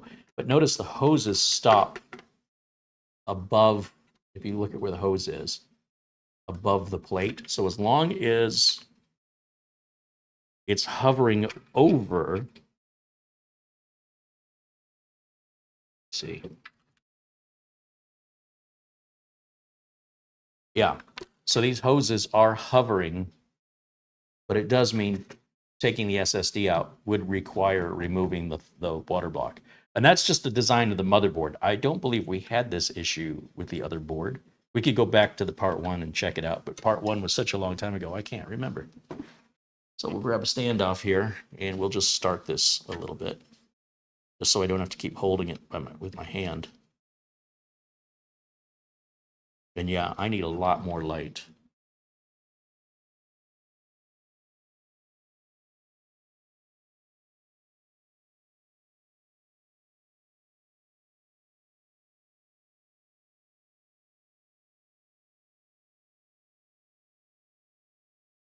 Standoff, I think, fell. Yeah. These are the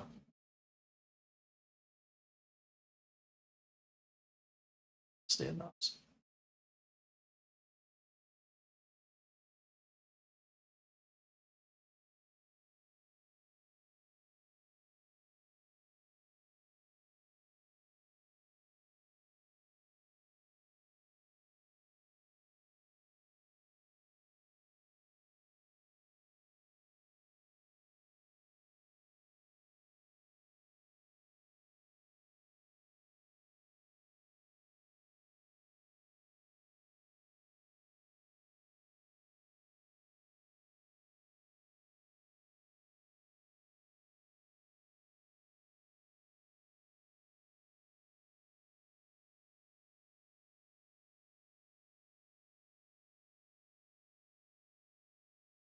Sometimes you got to push down on these to get them to start threading. It'd be hard to tell.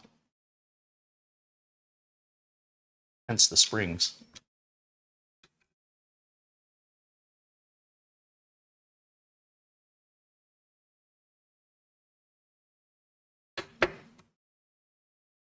Definitely started.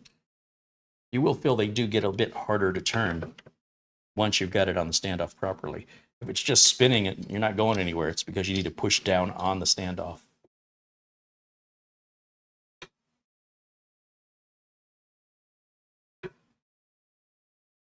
These will come to a dead stop. This #1 JIS driver is a much better fit than my #2 Phillips. It's definitely fitting into the head of the screw better. Much tighter fit, less wiggle. And you notice I screw down opposite corners. Right? Anyway, that's going to look so much better. And remember, this is a back connector motherboard. Okay, so what that means is we have to figure out a way to get these two cables right here hidden somehow.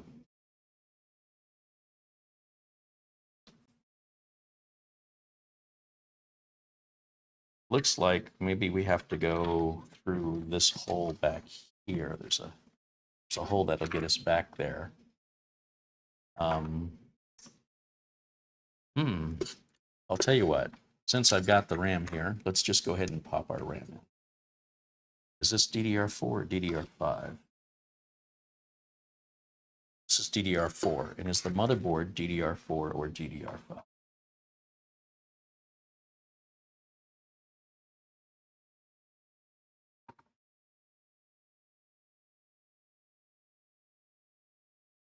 It's DDR5. Darn it. Darn it. Okay. Well, it is what it is.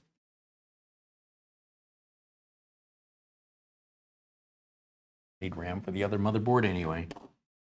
We can put that RAM back in the other board along with the CPU there. And let's go back to camera 1 because this camera view, I'm sorry guys, it's just not working for me.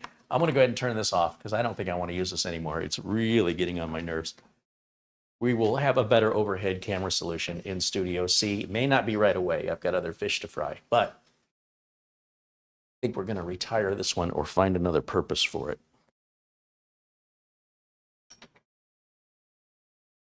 That is not good.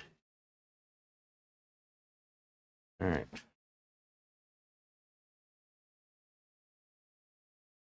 So let's put this on its feet. You can get a better idea of where we're at, what the cooler looks like on it. This little cover, that's going to go in the motherboard box in case we need it. And need a cold Gatorade. Getting a little thirsty. We're already at nearly 2 hours on this. Is that right? How did time go so quickly? What happened? Did I pass out? I feel like we've been working on this for 45 minutes, and apparently it's an hour and 45 minutes. Is that right? Wow. Wow. Holy cow.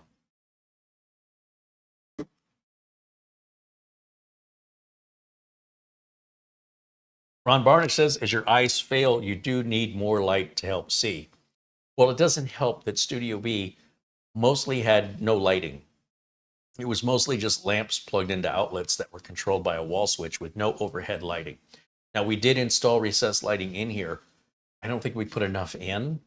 And we've added studio lighting, but that's shining at me, and that's making it hard for me to see. If the lights were behind me, I'd see fine.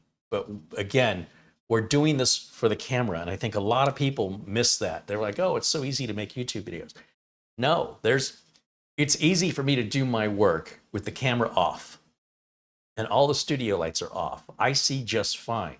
I'm not worried about camera angle, focus, whether or not something's in a frame, whether or not something's well lit. And on top of that, if you've ever stood on stage, wish all of you have stood on stage, you pretty much can't see. You can't see the audience. Maybe the first couple rows, all the lights are on you. And if they turn those lights off, then the audience can't see you. So a lot of times when you notice people are on stage, they'll do this. And that's the only way you can see is it's like you're having bright light shined right at you. And when you do that, everybody's in the dark, but at least you can see them.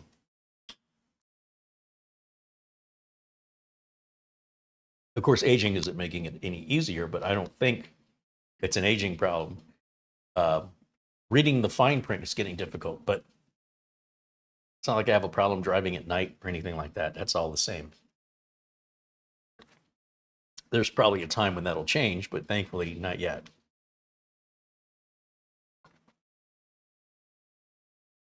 David Graham said, you spent 30 minutes on leaving the thermal paste on. I don't think I did, but maybe I did. I could have taken the thermal paste off at any point, but I don't believe that that really slowed me down much.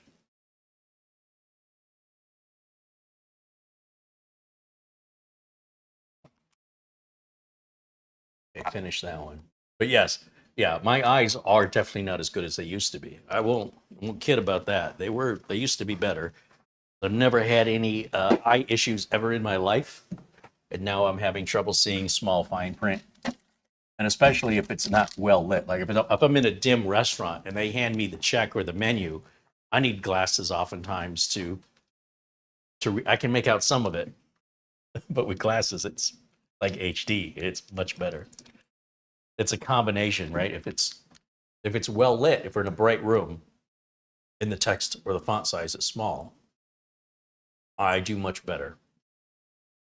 And if the font size is bigger and the room is dark, it's fine. But when you combine a dark room and a small text, yeah, I need the glasses for sure. And this is a very dark case. That's what's going to make the RGB really pop on it.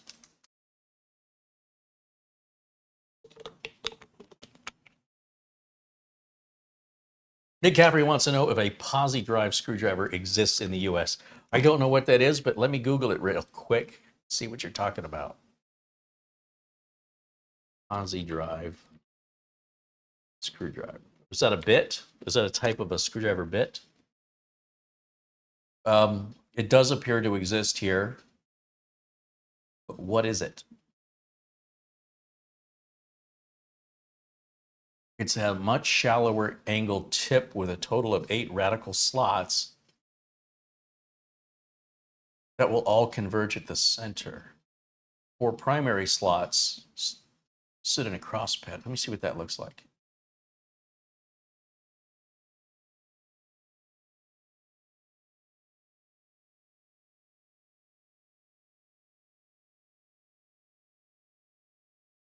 These are made in England. I'm going to show you, I'll share the screen with you here, show you what I'm looking at.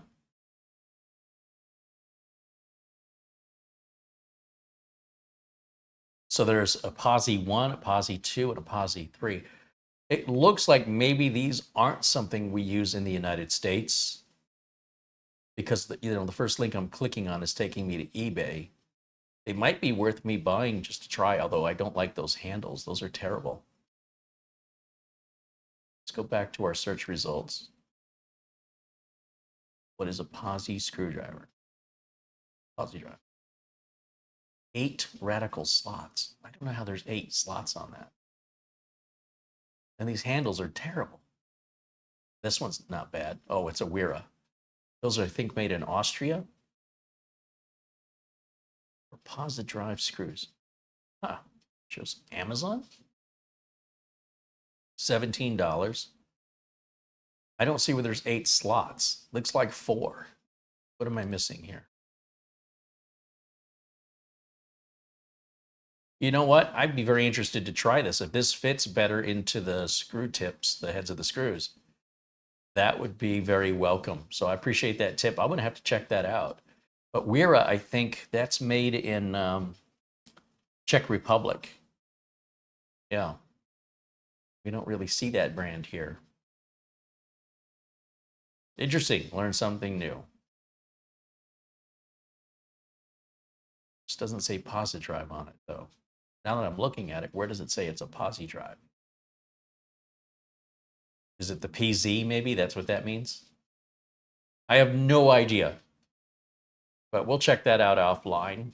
We can get back to our build, and I appreciate bringing my attention to that. I'm all about my tools. So if I can get a better tool, or potentially a better tool, even if I only need it once or twice, worth it. All right. Here.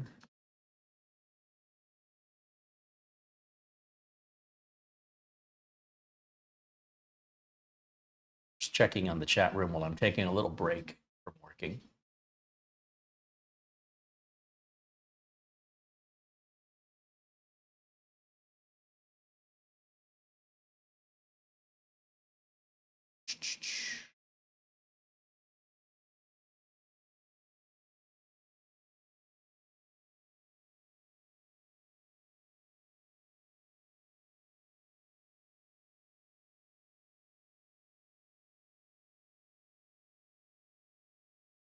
Avery Ramstorff contributed $2.50 a bit earlier. Thank you for that. Matthew Burden with a $10 super chat.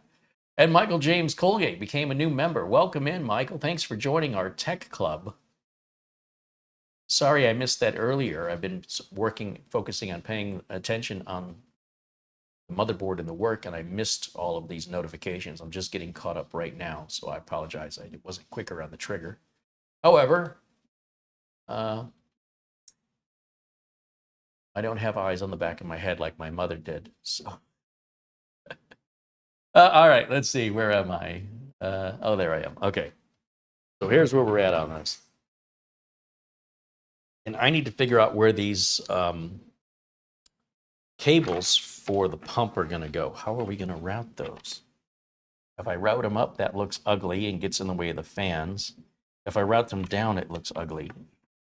I don't think I have much choice. I think what I have to do,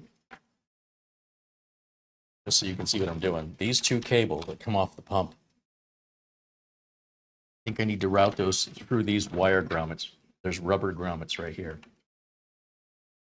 And that's why they're there. Well, they're also there for regular motherboards that don't have the rear connectors. This is, you know, what can you do? You know, when you're trying to hide your cables, how do you do that when you've got a big pump like that, or any pump at all? You know, it's not like there's a hole inside the motherboard that we can go through. That would be cool if they put a hole there that we could run, you know, big enough to run these ends of the cables through, but that's not going to happen. So as much as we try to do, you know, zero visible cables, whatever cooler you use, you will at least need power for the fan. And you could just run that directly right up into the corner on most motherboards. This motherboard, you still have to go to the back of the board for that. You think about this for a minute. How do I hide these cables? What I'm thinking is the best way to hide these cables is to just go underneath the RAM sockets and then into the, which way is that going to work? Probably right here.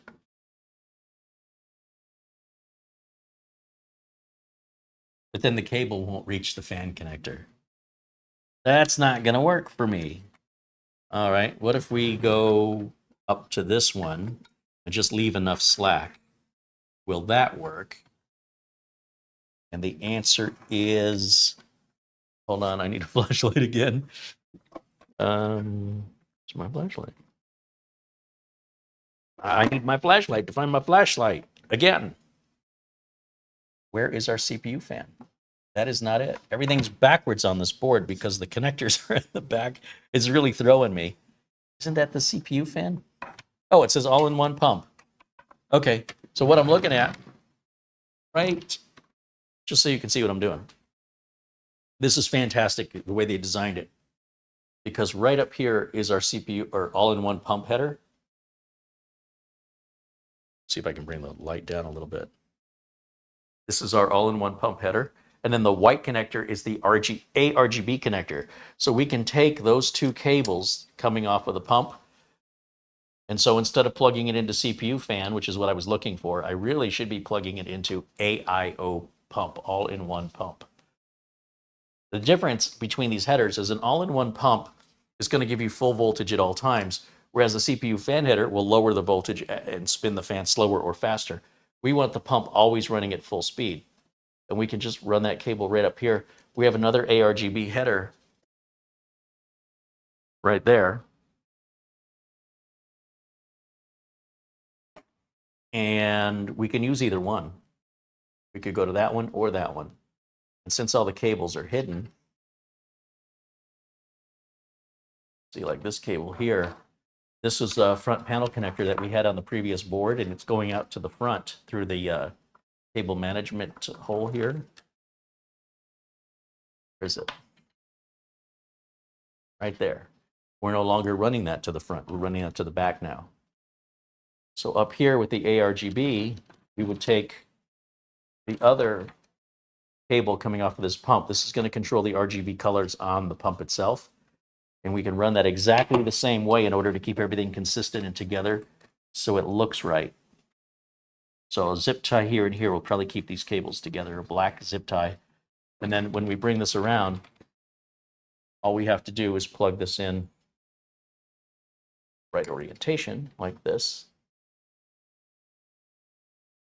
Make sure the camera's catching it.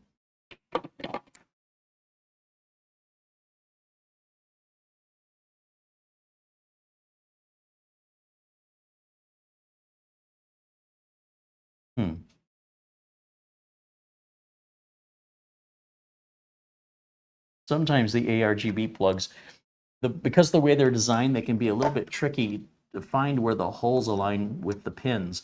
And you don't want to use any pressure on this because you can bend those pins. And you can even plug it on missing a pin and not realize it because it's hidden under the connector. So be careful with that. Take your time. Enjoy your build. Enjoy the process. Make sure all of our cables aren't twisted into each other here. And then the other end is for connecting like an ARGB fan or anything else. It strings up like Christmas lights. They all connect together in a serial form. But the other option is motherboards may have multiple ARGB plugs, so you don't have to, if you don't have the little extension on it. It's nice when they give you the extensions, even if you don't need them.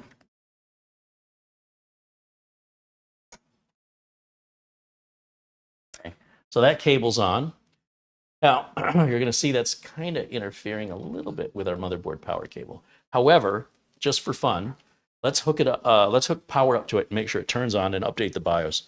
This is our front panel header, and that should go right down into this corner, right down there.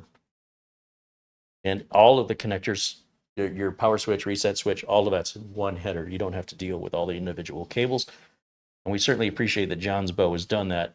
And the connector says F panel right on it, front panel. And that should go, got to orient myself correctly. I think that goes down here, but let me just double check.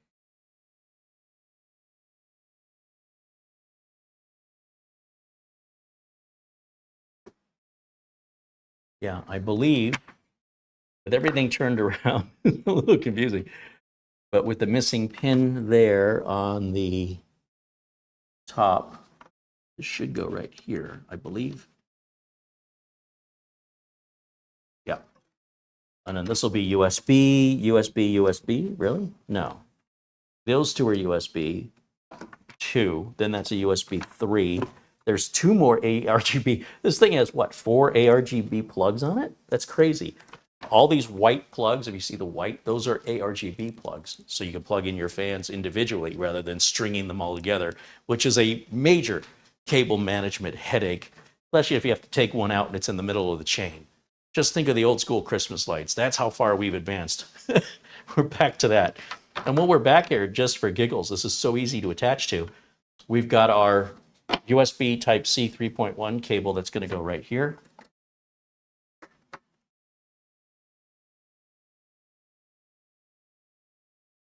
Again, don't force anything. It should go in nice and easy.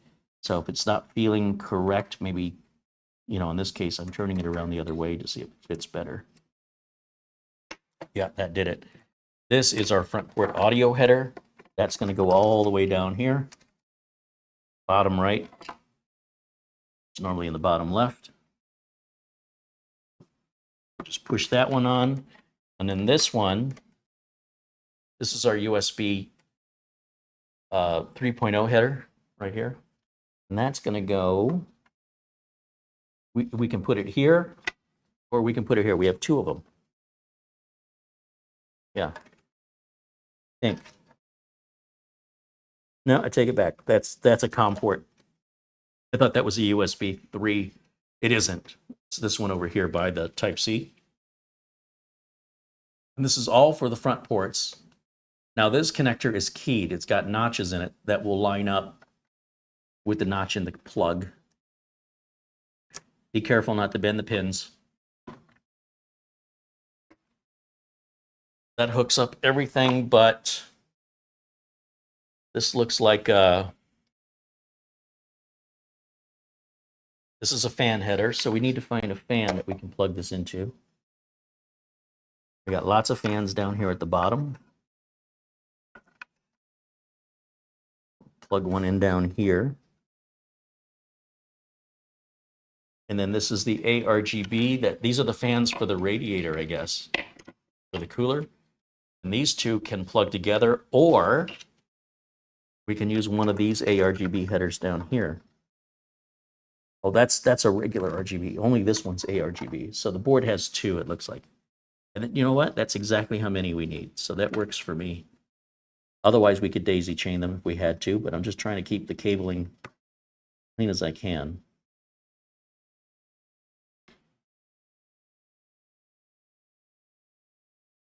So I figure out where these pins align. I think that's it right there.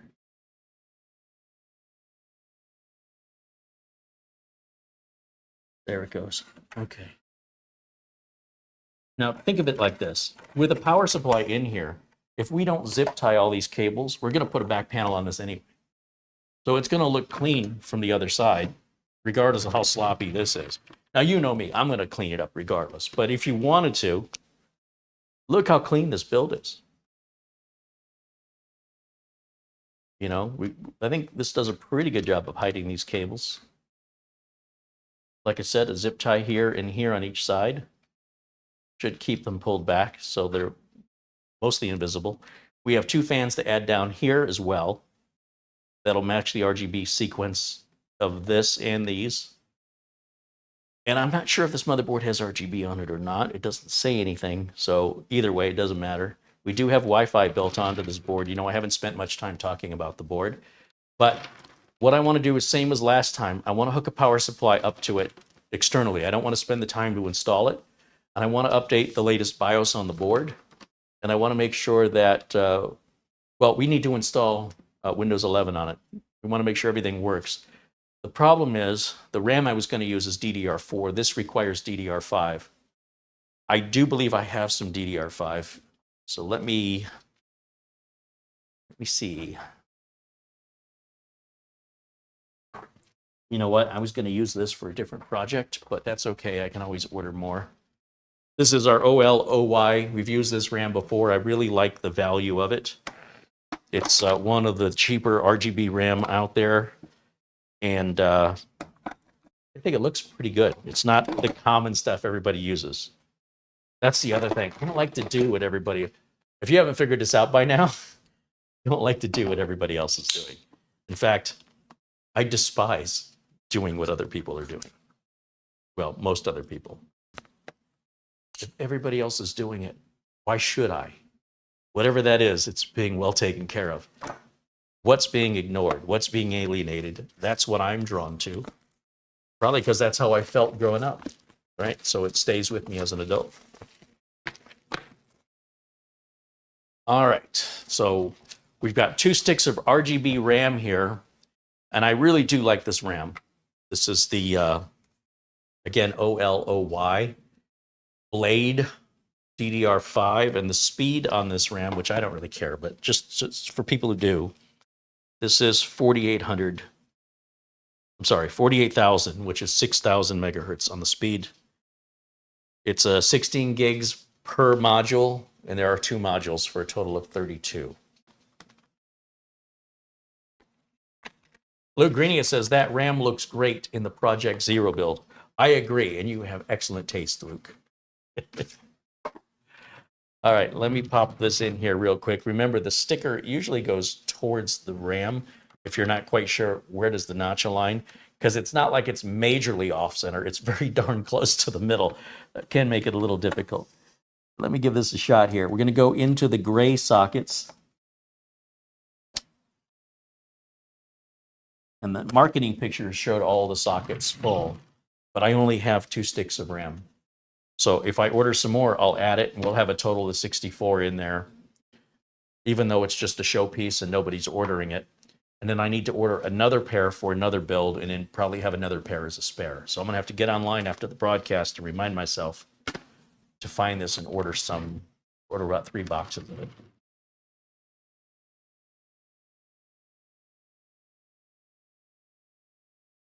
So the sticker has got to go towards CPU. I was just trying to install it the other way and it's not going to work.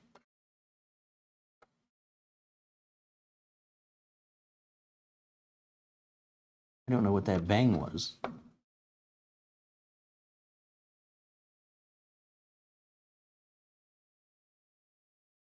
There's our RAM. Set that over there.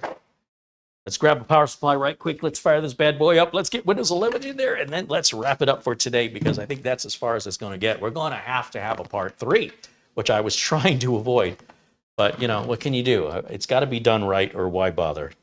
Now, I've already downloaded the latest BIOS to this board prior to the show, and I put it on my flash drive. So that's because the latest BIOS was only a few weeks ago. I'm assuming this board that I've ordered new in the box is probably going to need that update. Flashlight. What did I do with my flashlight? Here it is. So the main motherboard power connector will go on. I need to move the CPU, sorry, not the CPU, but the liquid cooler cables out of my way.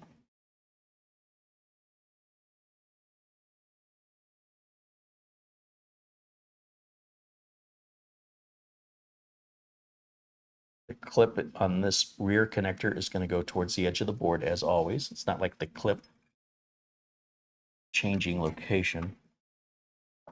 And I need to get these cables out of my, come on now. And then when I do that, I can't see. Try that.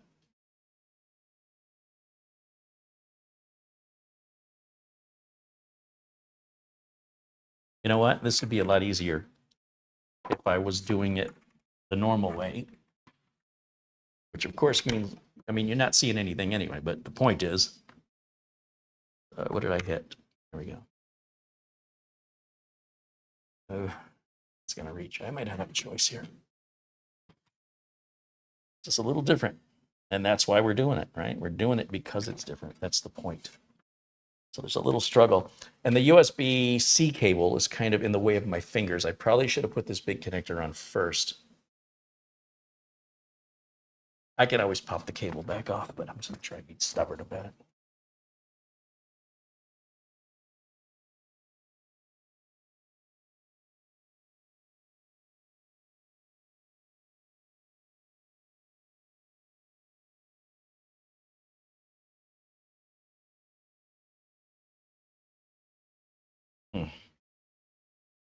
This is a little tricky. Yeah, I definitely should have put this cable on first. And I also need more light, so I have a combination of issues going on here. But I'm going to figure it out. First, I got to see.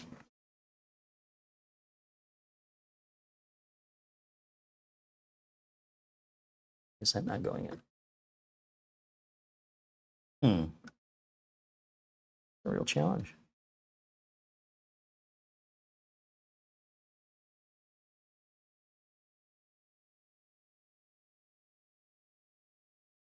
Well, I suppose the downside, and I'm going to explain to you what the struggle is here. The downside of this rear connector and this particular case design is this lip right here. I'm trying to get a connector in that's overlapping this biggest laced flexible connector. It's going to go on the board here. And this piece is in my way. It's just a little more difficult than a normal install. It's not impossible. It's not like, I'm unfamiliar with this design. And so I have not yet optimized the efficiency of putting these connectors on when it's backwards like this. So it slows me down. And then when you combine the case design, that's slowing me down. And the fact that I put like the all the front port umbilicals on, a little bit getting in my way. So if I had to do this over again, I would start with the power supply first, that big connector. Now the little CPU connector, that should be super easy. Paul Gray contributes 20 Australian dollars. He says, off to hang out washing. Have a great day, everyone. We'll catch the rest of the show later. Hey, right on. Thank you, Paul. Nothing wrong with doing laundry. Oh, gotta go to the back of the board. All right, let's see. Try this again.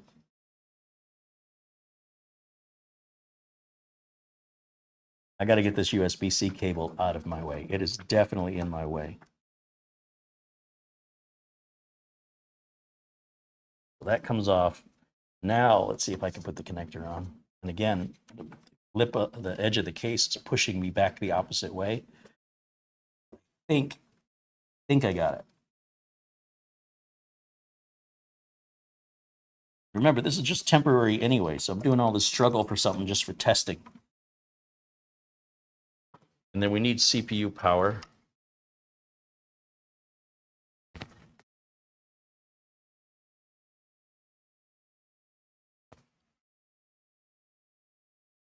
CPU.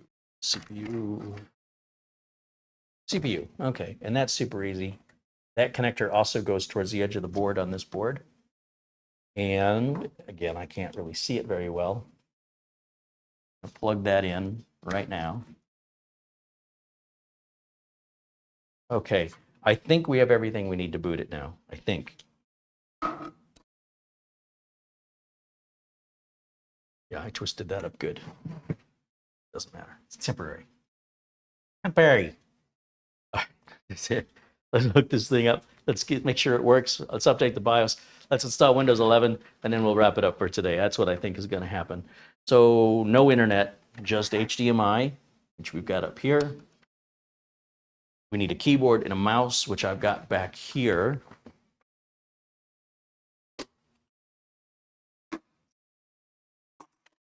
Yeah, this won't get confusing grabbing the wrong keyboard. Where's our front port? Oh, facing me. We'll just use the front USB port. That's a good way to test to make sure it's working. That'll be for our keyboard and mouse. So if our keyboard and mouse don't work, we know that USB port doesn't work, and we can fix that. I also need to plug back in the USB Type-C, but I'm not going to do that right now since this power supply is going to come out, and I'm not using USB Type-C for anything during the testing. I'm not putting that back on until we have a permanent power supply in place. Power. I need power.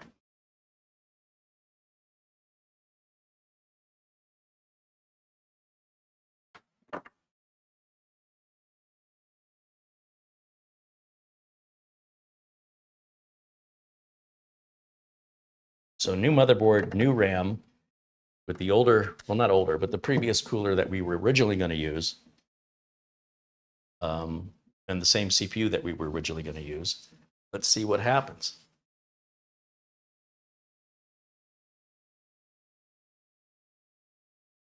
APOC says, honestly, so glad I joined this community. I've been following you from my first build. Thanks, chat and David, for your help. It's fixed. Oh, I guess I missed what happened. I know you were having some trouble with the BIOS flash. But I told you, our community, we have a very sharp and capable and kind community here. So never be afraid to ask each other for help or just to say hello. All right, what happens if I turn this on? We got some RGB happening. Got some RGB happening up here. We still have 2 more fans to add. Let's go to the HDMI input. Wrong mouse. HDMI input.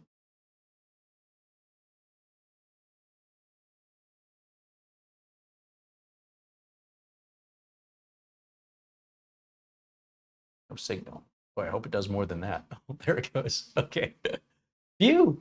That first boot always takes a while. We got a lot of information here, but we're going to hit F1 to run setup. You can freeze the frame of the screen if you want to read all that nonsense.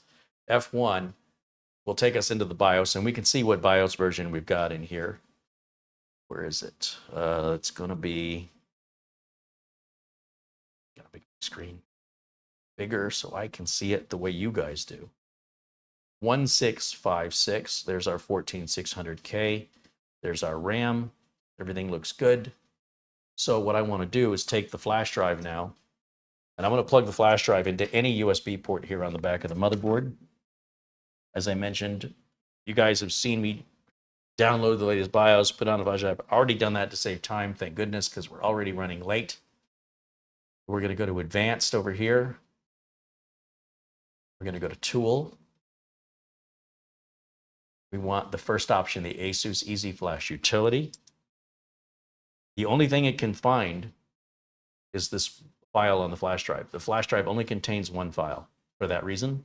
And the NVMe drive, we've not partitioned, formatted it, or done anything with it. So there's nothing there. So it just found this on its own. Yes, we want to update, or we want to read it. It says this is version 1661.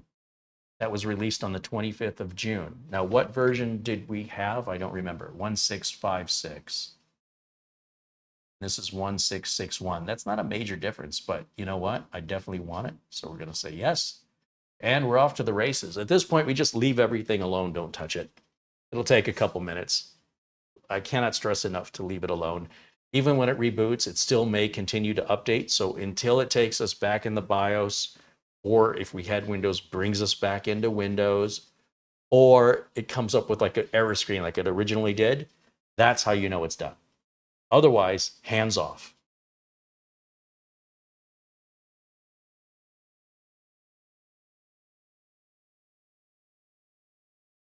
David Graham says, I missed his super chat. My apologies, David.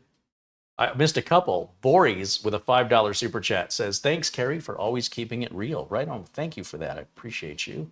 David Graham with a $2 super chat says, the next thing will be cordless coolers and pumps. Well, you know, Be Quiet has moved the pump into the lines, which I think is ugly. We'll see. We'll see what happens. They just need like a routing hole for the cables, and it's got to be in the motherboard. They can design the circuit board with a hole in it. They could totally do that. And then the case manufacturers have to match that on the motherboard tray, that hole isn't being blocked. It'd be a pretty simple solution. The engineers are cursing at me. So yeah, thank you for joining APOC. I'm not sure how you say your name. I'm going to say APOC. There's Tupac and there's APOC.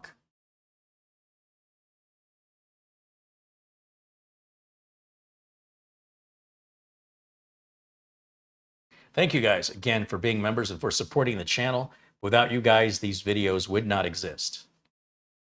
So I hope all of the people who watch for free understand that it's because of you they have this content to watch.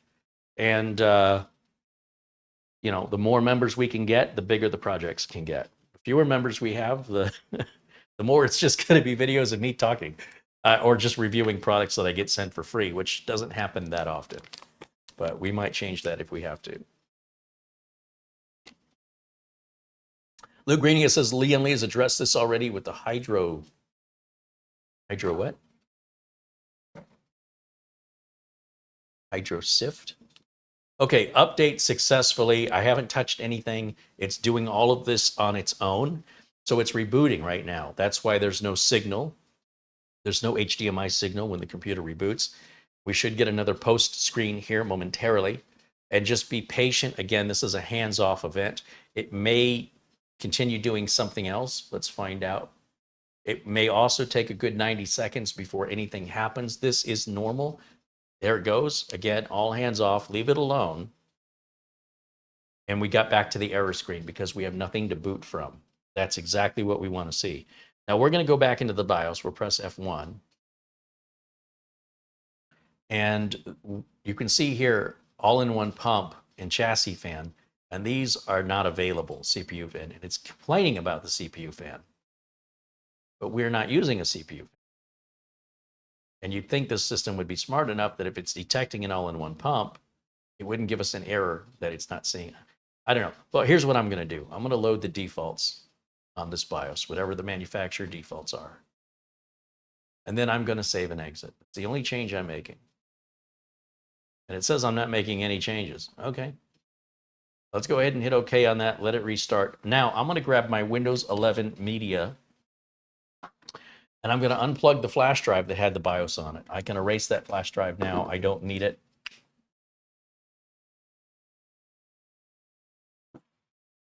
And we'll use it again for another flash, for another BIOS and another build sometime in the future.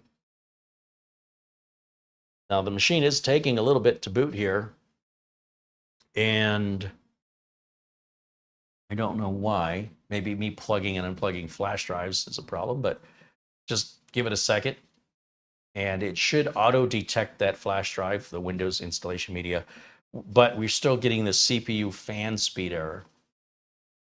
So what we need to do, it says you can ignore it in the BIOS. So we'll go into the BIOS and we'll just tell the BIOS, hey, ignore this. And you do that by clicking on CPU fan. Oh, it's not letting me do it here. This is just a display. All right. So we have to go to advanced, I suppose. Go to advanced. Fan speed monitor, CPU fan. Oops. I accidentally clicked CPU fan, ignore. Now that solves that problem because it doesn't want to boot without a CPU fan. And you think that would be automatic if it detects an all-in-one pump. So that's kind of weird, but that's all right. Exit, save changes, and reset. Are you sure? Yes. Now, when it boots, it should start from the Windows 11 Media USB to begin our Windows install, which will give us the option to format, partition, well, I guess partition, and then format our new S880 Gen 4 NVMe drive that we installed, and then proceed to install Windows 11 on it. We'll pick this up with a part 3 where we do the assembly, install the power supply, the glass. We're just out of time today, so we're just going to finish this part.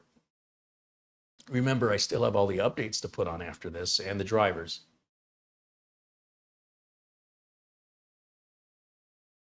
Tell it I don't have a product key. This is all the standard process I always go through. I will be buying a product key from VIP CDK deals for Windows 11 Pro. I always do this the same. Even if it's Windows 10, this entire process is always the same. We want to do a custom install, always. And then this is our unallocated drive, brand new out of the box. If you have multiple drives, only hook up one drive. Otherwise, it can get really confusing. And you can make a mistake by putting your operating system accidentally on the drive you didn't want it on. And there's no benefit to hooking the drives up all at once anyway. So just have your main drive hooked up first. Get your Windows installed. Get your Windows updated. Get your drivers put on. And then hook up your other drives after turning the computer off. And if it were me, I would hook them up in the order of drive letter I want them to be. So if you have 4 drives in addition to your SSD, or if you have multiple SSDs, don't install other NVMe drives. Wait until you get everything installed with one drive perfectly with all the drivers, then shut down and unplug the computer and hook up one drive at a time. And it will assign the next drive letter and then reboot. Make sure it sees the drive, shut it back down. Just keep repeating till you get through all your drives. That's the way I do it. Because if there's a problem with the booting or any issues that arise and I've hooked up all the drives at the same time, the drive letters are going to be in the wrong order always. And I'll have to manually change that. And then if there's a problem, I won't know which of the 4 drives are causing it. So if you do it one at a time, it solves both issues. That's how I work anyway.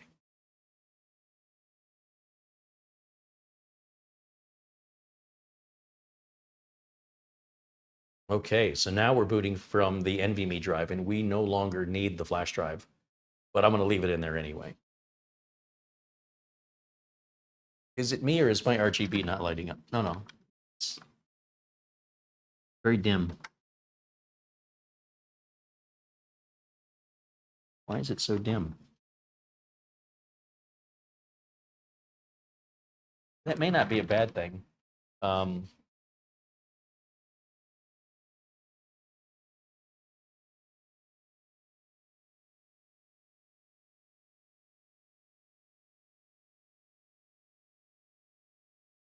Bajan Guy apparently hasn't watched. Forgot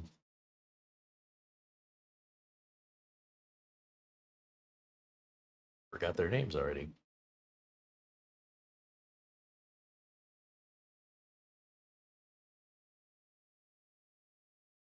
Maybe somebody in the chat can post Bajan Guy the link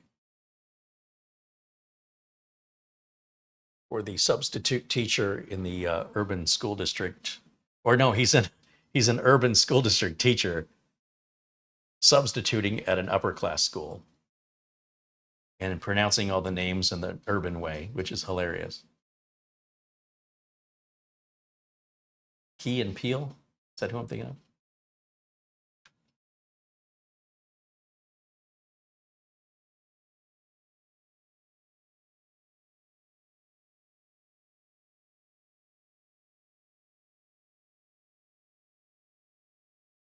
Where is D Nice? It's pronounced Denise. What? Don't mess with me. Don't mess with me, D Nice. Where is Balake? It's pronounced Blake.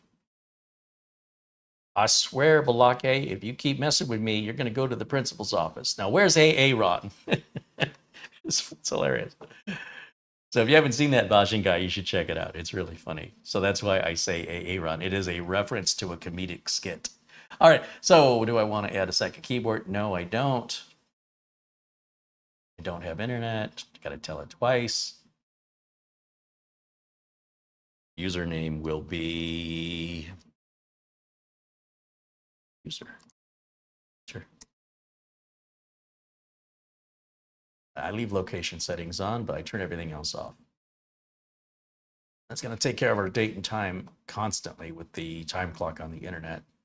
It has some other features as well, so I like to leave that on.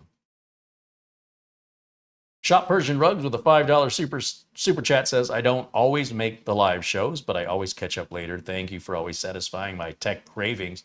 Right on. Thank you. Thank you for the contribution, and thank you for your kind words and support.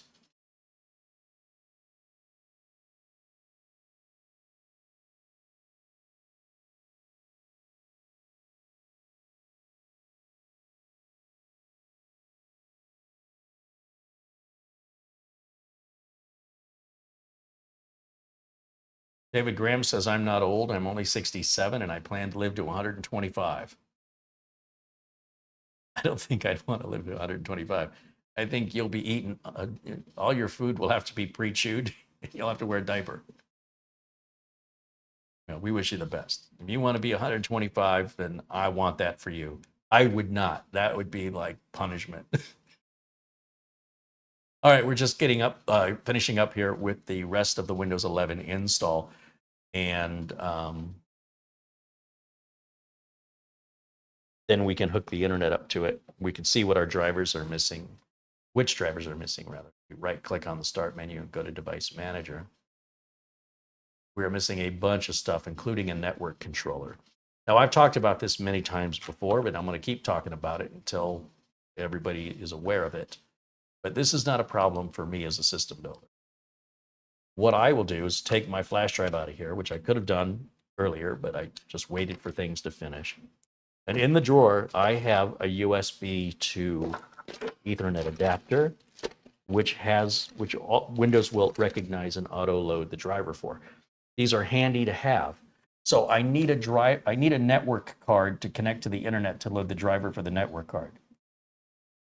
This happens on new motherboards where the network cards are so new, Windows Update doesn't know what they are yet.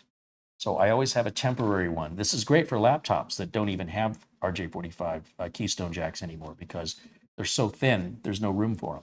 But they always have room for USB ports. So if you ever need to hardwire a laptop that doesn't have a LAN port, these are cheap. And even if you only use it sometimes and stick it in a drawer, like me, I've maybe used this a dozen times, maybe 24 times ever since I bought it. It's more than paid for itself. So we just plug this in, and Windows is going to auto detect the driver for this because this is an older chipset. So Windows Update knows. The motherboard's brand new and has the latest chipset or chip models of network interface card chips that Windows Update doesn't recognize. And that's why that happens. Now, for me, back in the day, there was no such thing as Windows Update. I don't think. And you always install the drivers by hand. Sound driver, network card driver, chipset driver, modem driver, network card driver. They were all individual cards you would plug in, and you always had to put the drivers on yourself, even for a printer, anything, a scanner. Now, through the evolution of the operating system, a lot of this is done for you. But if you have something brand new, expect there's going to be drivers that Windows doesn't recognize yet. maybe in a year or two. It doesn't help you today. So we'll go ahead and plug this in now. Now we've got a network card. No driver needed. Windows 11 will and Windows 10 recognize that. Now we can go to Windows Update and download whatever is available for this. Likely, Windows will recognize this network card, likely. But we have to get on the network first. Now, it may have recognized the Wi-Fi and we can get on the network that way, but being on video, I don't want to set this up with Wi-Fi. So let's go back to our desktop here. And here we go. It says, you know, there's Armory Crate. Do we want it? Yeah, let's grab it, because Armory Crate will load these drivers as well. But whether we like it or not, Windows Update is running in the background. Whether, you know, it's going to be installing updates.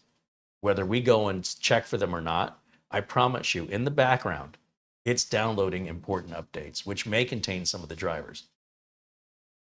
This option that popped up that asked us if we wanted to install the Armory Crate should only pop up once, and you can turn that option back on in the BIOS. It's part of the UEFI BIOS. It says, hey, we can pop this, you know, the suggestion box up on your first boot if you want to install this Armory Crate software, which controls your RGB lighting, and it also has the drivers for all of the motherboard components that require drivers. It's always best to get your drivers from the manufacturer of the device rather than some third party or Windows Update, quite frankly. That's my opinion, or whatever that's worth. Cup of coffee? That and $3 will get you a cup of coffee, Carey. We did a broadcast late last night just for fun. And man, the internet our signal was terrible. And I was worried we might have problems today. It looks like everything's moving like it should now. So I don't know what caused it. I don't know what fixed it. But I was a little paranoid that we were going to repeat into this really bad internet connection that really interfered with my ability to make a video. I do record the streams locally just in case, but I was worried. Whatever caused that, I mean, we've had 0 drop frames during 0% drop frames during today's broadcast, whereas last night it was just all drop frames. It was crazy.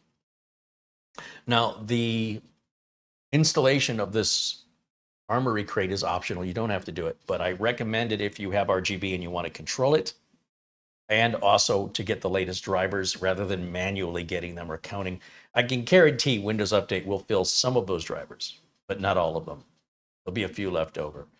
If you do it this way, you'll get all the drivers that you should anyway. We'll find out. We're going to do this live and then we'll wrap up today's video. If you have any questions, this is the time to ask as we're waiting for the install to complete.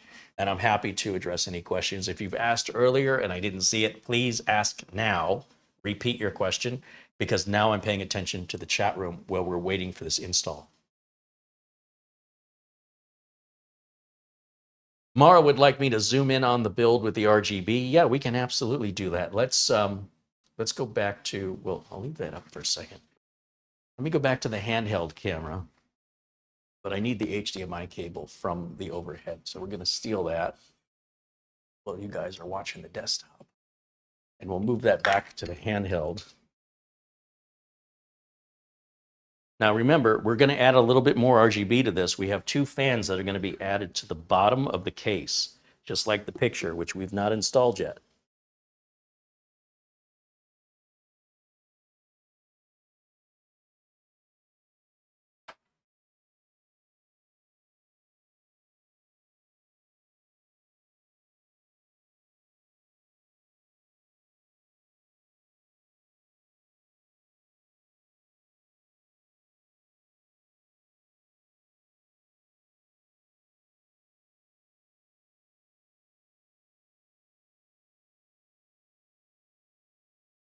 All right, let's go over to the close-up camera. Since we're waiting anyway, let's see what that looks like. Probably don't need the Gatorade in the shot, huh?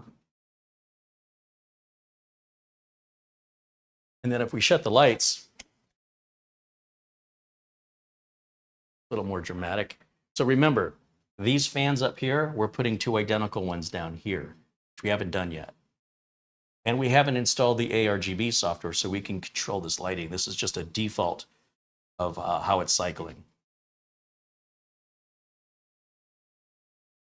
And then we've got a big piece of curved glass that's going to go on. So you'll be able to see from this side and the other side. And this Jonsbo, this spins, so we can identify right side up. Can't tell if it's right side up. Without my glasses, it's upside down. So it's going to go this way. That would probably help. It'd be neat if that functioned as a clock. That may be too much to ask. It's going to just stay wherever you leave it. There we go. Now that's better. The other image, the logo was upside down. So don't use that image, Mara. And of course, we're getting the lights from the streamer back here. So maybe move it like that. And in the front of the case, you can see the power light is lit up.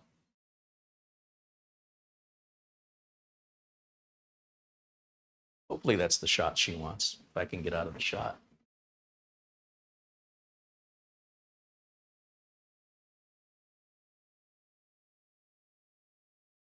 I guess she wants the shot for prepping for part 3, where we're going to complete this. This was a little more complicated than I was planning for, obviously. But it is what it is, and we're a little closer to the finish line. Okay, so how are we doing? Did we finish on the... Did it go? Close-up camera. Turn that off. No, HDMI input. That's what I want. Still installing, so I haven't missed anything.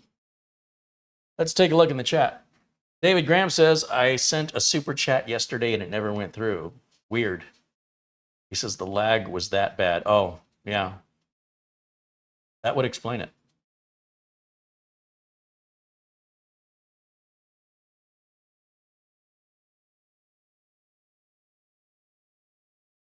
Bajin Guy said that's a very nice build. Yeah, I think it's going to look great when we're done. We're moving in that direction. This build shouldn't take as long as it's taken me, but changing the board out kind of threw me. Just changing a board on a computer and swapping the the RAM CPU storage, and then finding out, oh, the RAM's not going to work, the storage is not preferred. Luckily, I had spares. So that worked out, but that could have delayed us as well. And that's just what it is to film live, right? I mean, this is how I work in real life. I don't get to edit at a customer's location when I'm trying to diagnose and repair whatever computer they have and whatever the problem is, and it's always different every time. When you work for a company, a big corporation, you're going to work on the same hardware. You're probably going to see the same problems, and the job will often get kind of boring, and you can't really think on your own. You have to follow the procedure that is the company's policies for security and consistency. So there's 2 different ways to be a tech. One is in the corporate world. One is in the field service, sort of contract work. And then, of course, being a home user, you might think of yourself as a tech. But if you're only working on a handful of computers, an actual working tech does that every single day. And quite often, at least on a field service tech, the handful of computers they work on every day are all different. Nothing's alike. In a corporation, it's typically a handful of computers that are all mostly the same, or a variation that is repeated over and over throughout the company. And they have to do things a certain way in order to meet compliance requirements, etc. Great experience. If you really want to be a tech, I think working in a corporate environment will train you. On-the-job training is fantastic. All right, looks like we're done here.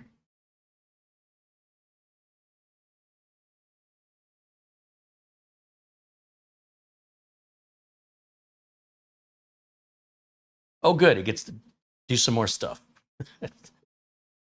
I think ASUS could do a little bit to minimize the size of this application. Not everybody has super fast internet connections, It's a fast computer, so whatever this is doing, it's probably taking long because of my internet connection would be my guess. And that'll be a problem also solved at Studio C. I think Studio C's internet connection is like 2,000 megabits per second. It's like multi-gig. And here we've got a tenth of a gig. Quite a difference. So really looking forward to having more bandwidth. Stuff like this definitely won't take as long.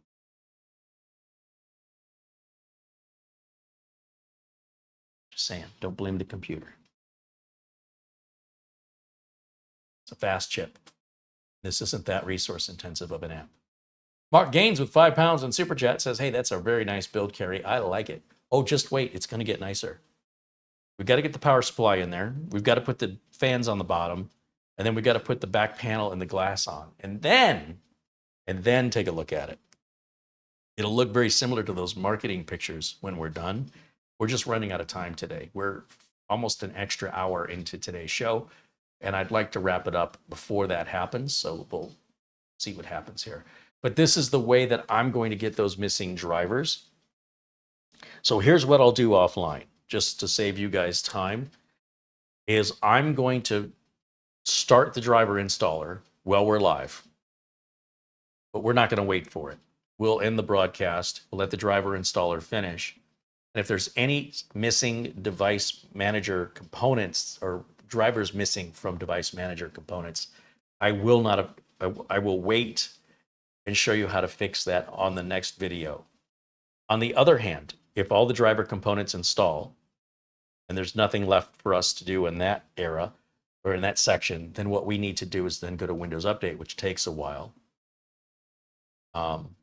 Regardless, I will go to Windows Update because the computer will work even if there's devices missing from, or drivers missing from the device manager. As you can see, the computer's working. I will go to Windows Update offline because that's going to take a while with this slow internet connection, and download all the updates and do all the restarts. So any work outside of that, I will save for part 3. But all the boilerplate stuff, I'll just get it out of the way because, you know, staring at this downloading with a slow download speed is painful. I understand. Gregory Howard said, I like that build. I'm very happy with the Segotep Slath Mini ITX you built, Carey. Yeah, Gregory Howard bought the Segotep Mini ITX PC that we have a build series on here, and he owns that computer now. And it's very similar to the one we're building today from Jonsbo, except his is a Mini ITX. This is a MicroATX. They're two different manufacturers, and they're similar, but they're different. So if you like this design, maybe we can have Mara add the Segotep build for the Segotep Slath build. And if you want to see something similar that's smaller from a different manufacturer, they look like they could be cousins. This is just a little bit bigger, but they both kind of look like coffee machines. What they look like. But I'm glad to hear you're still enjoying that, Gregory. I mean, I build them with that intent, so it's always nice to know. Usually, it's no news is good news in my world, right? If the customer or the person who buys the machine isn't calling me for anything, I assume there's nothing to call me for. Usually when they have problems.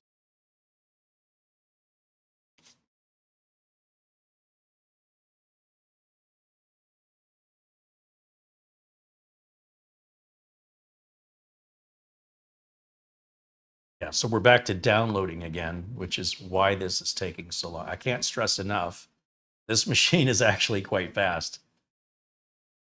But, you know, a Ferrari is really fast, but if you put it on the free rate, you know, during rush hour, it won't be faster than the car in front of it.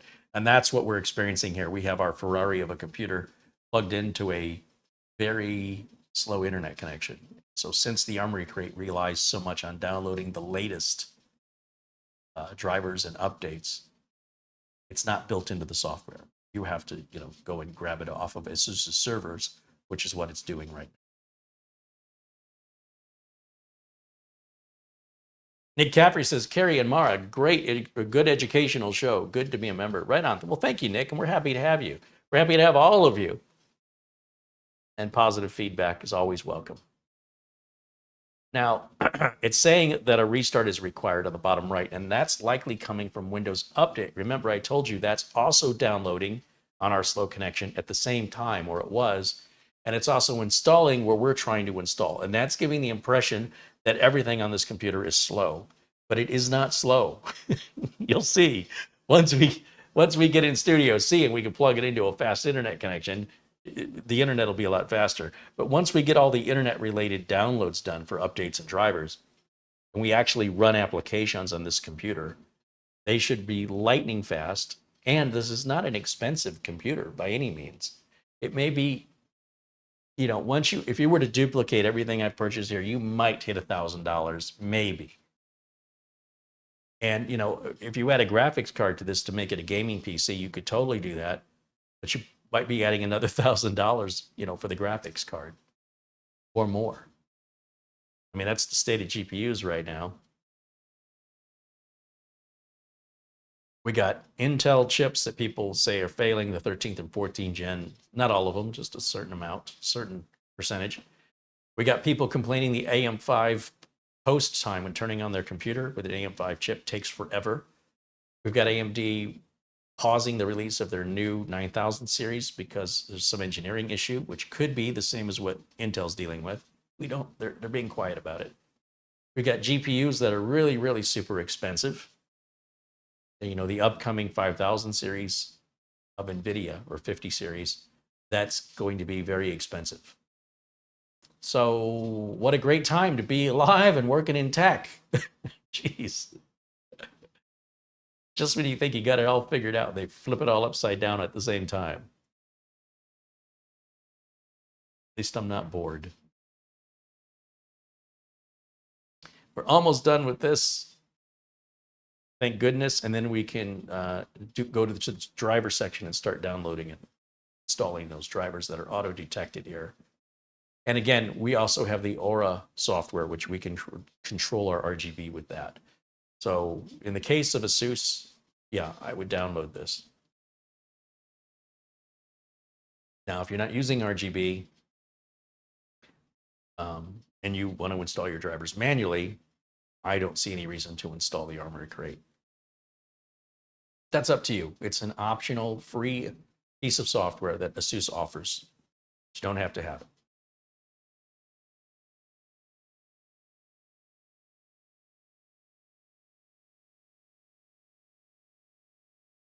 Let that load, whatever it's doing.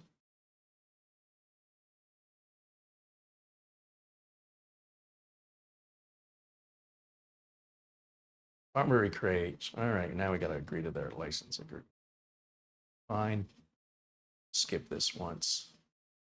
So that. Okay, so this is your default. You know, we can change our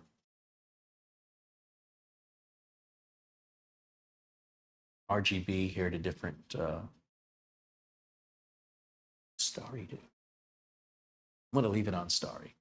I know you guys can't see that, but you will in a minute. Let's go down here to the little wrench and we'll look at drivers. Now, it's going to take a minute while it studies the system. And it says, these are the drivers you need. The ones that are unchecked, we already have. And you got to watch for this because some manufacturers will throw trial software like Norton and stuff, especially ASUS. It wants to install our network card driver, our audio driver, our Intel Serial I/O software in rapid storage, our chipset, and our Bluetooth driver. That should be everything. So we're back to downloading on our slow connection again. So I guess while this is working, let's go back over to camera one. Hopefully these drivers aren't too big and it won't take too long. Give me a second here. We'll bring camera one up. And then we can probably, you can see that's what Starry has done with our RGB.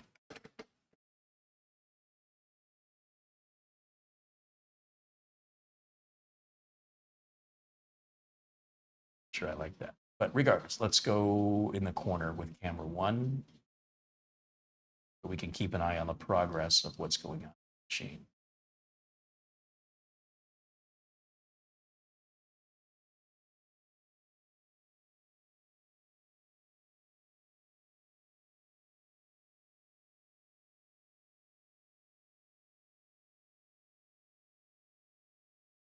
I'm glad that ASUS is not throwing any trial software on there by default anymore. So good for them, doing the right thing. As builders and installers, we appreciate that.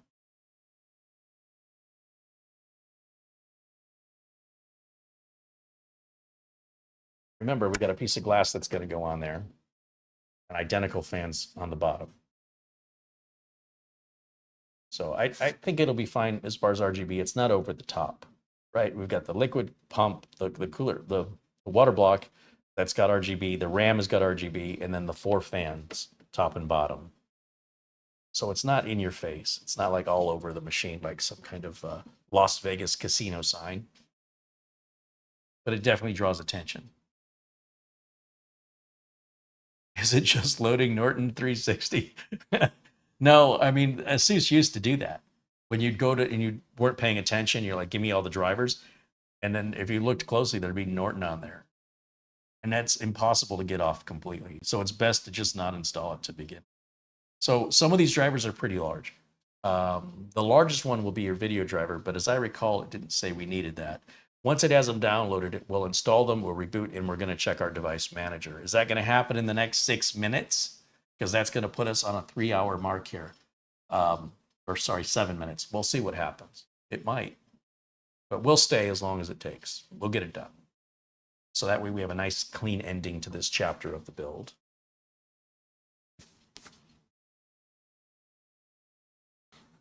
Nick Catfree is saying good night. Hey, Nick, thank you again.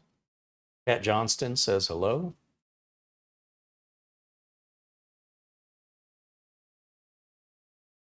Yeah, we're just waiting. This is the time to talk to me if you want to talk to me. I'm paying attention. Paul Gray says that's a great looking coffee machine, right? Espresso.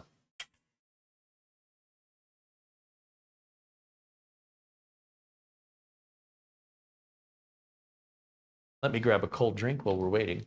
Isn't this riveting? Make such exciting videos. But this is the reality, and that's what I'm trying to demonstrate is, you know, this is how long you should expect this to take. When I edit and polish a video of it like everybody else does, it gives you no clue as to how long the processes should take, because if you do what they're doing in the video, you can't edit real life. So that's my perspective, is let's make this as real as though you're here with me, working with me as my Padawan. Such a nerd.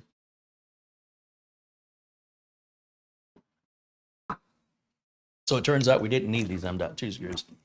Put those in there. I don't want to mix up parts. Once this is done, we shouldn't need this USB adapter anymore. We can plug directly into the board. So having this USB, maybe Mara can add this little USB. This is made by UGREEN, I think.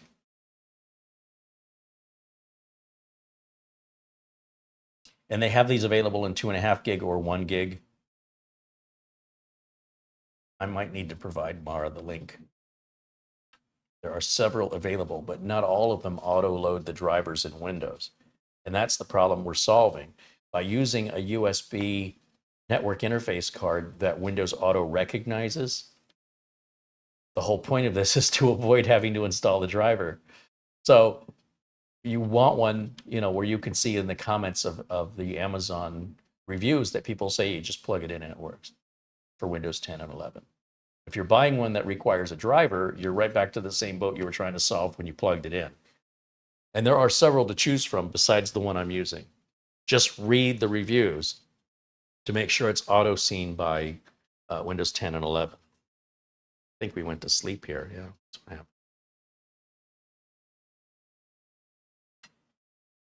happened. Speaking of which, I should turn that sleep setting up to about 3 hours here. So I'll come down here, type in edit power plan, should show up.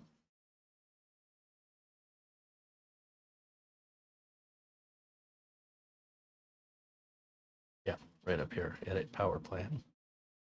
I never want the computer to go to sleep. Not like we're trying to save any batteries. And this will change to 3 hours.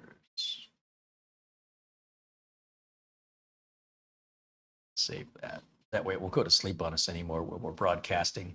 And then once it's in place, you know, the end user, even if it's myself, can adjust that. But while we're live, I just don't want the screen turning off like that. But when it's actually being used by a customer and they walk away from it, then I do want that to happen.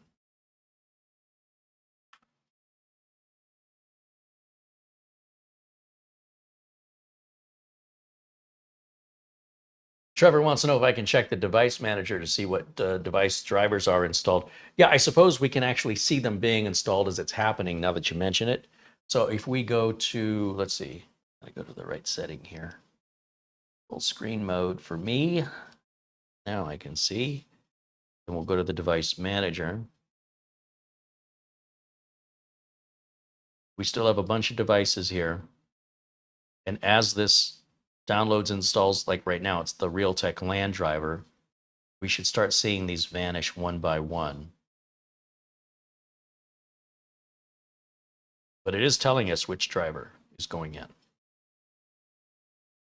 So like here with the network, if we already have the Realtek, see, it's already loaded a driver probably from Windows Update. But it's thinking this driver is newer than the one from Windows Update, so it's going to override it. And because it's already found, you're not going to see it. But it will eventually get to these unknown devices here. And these will start to vanish and go into their own subsection.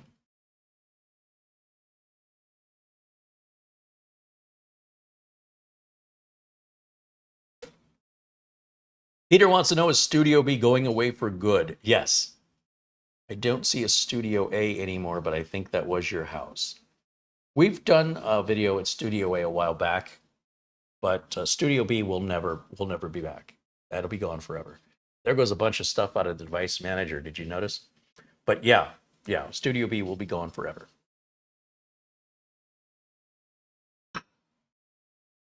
Unless anybody has $600,000 they'd like to contribute, Studio B is going away forever.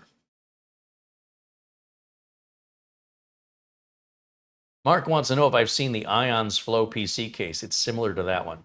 I have to tell you, you guys in Europe have options to cases that are not made available here in the United States. So, for example, someone suggested a Sharkoon case similar to the 200R.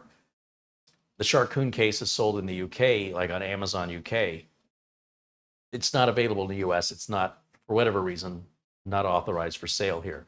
So what you could do is you could order the case overseas and have it shipped and hope that there's no damage and know you're not going to have any warranty. And then you're going to pay more for the shipping than you are for the case. And I think because this may be the case with Ions, I've never heard of them. It may be the same situation where it's available in the UK, I'm guessing, and not available in the US without overseas shipping and no warranty. So, you know, I have to check that. It may be available. I did load all of our drivers. In the meantime, you see all of the missing devices are gone now. Everything looks great. So we can close that, and it's just wrapping up with the Intel Serial I/O driver. And then we're going to reboot. We're going to redo or revisit Windows Update, but we'll do that offline. We're already right at an hour past our normal show time on this. So when you're building a computer, you know, I've heard people say, I could build a computer in 20 minutes. Okay, you might be able to eat a plate of food in 3 minutes. That doesn't mean you're enjoying it. Like, I don't think that's something I would boast about.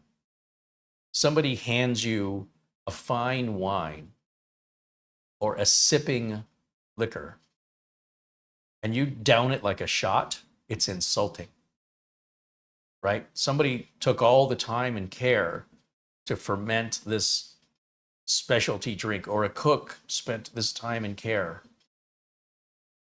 to season and perfectly cook your food, and then you're eating it like an animal. Just, you're not even tasting it. Look how fast I can eat. Like, to me, that's nothing to boast about unless you're one of those competitive eaters. Like, there's a YouTube channel called Beard Meets Food. I don't know where this guy can put all this food. He's too little, but it's amazing to watch. And he's probably not tasting it. And after you see him down all of this food, that is probably enough for 3 or 4 people to feed, he then will often ask for desserts. It's crazy how much food this guy can put away. But you know, aside from that, as far as how long it takes to build a PC, it takes what it takes. Chew your food. Enjoy it. And in the same way, when you're building a computer, it's not a race. It's not a competition. And it's so much fun. Why would you want it to end so quickly? Why? Oh, this is enjoyable. I want to get through it as quickly as possible.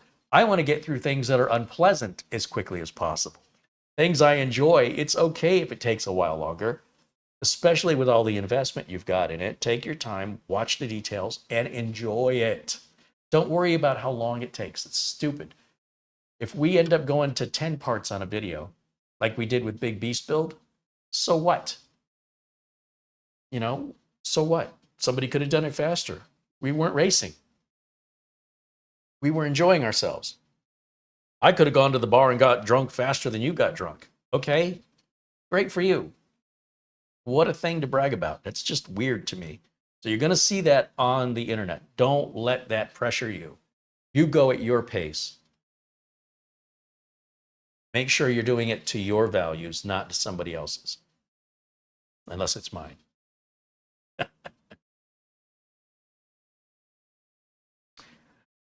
Dave Bat says, ASUS does a Back to the Future 4070 Ti graphics card that gets the power from the motherboard without cables. Interesting.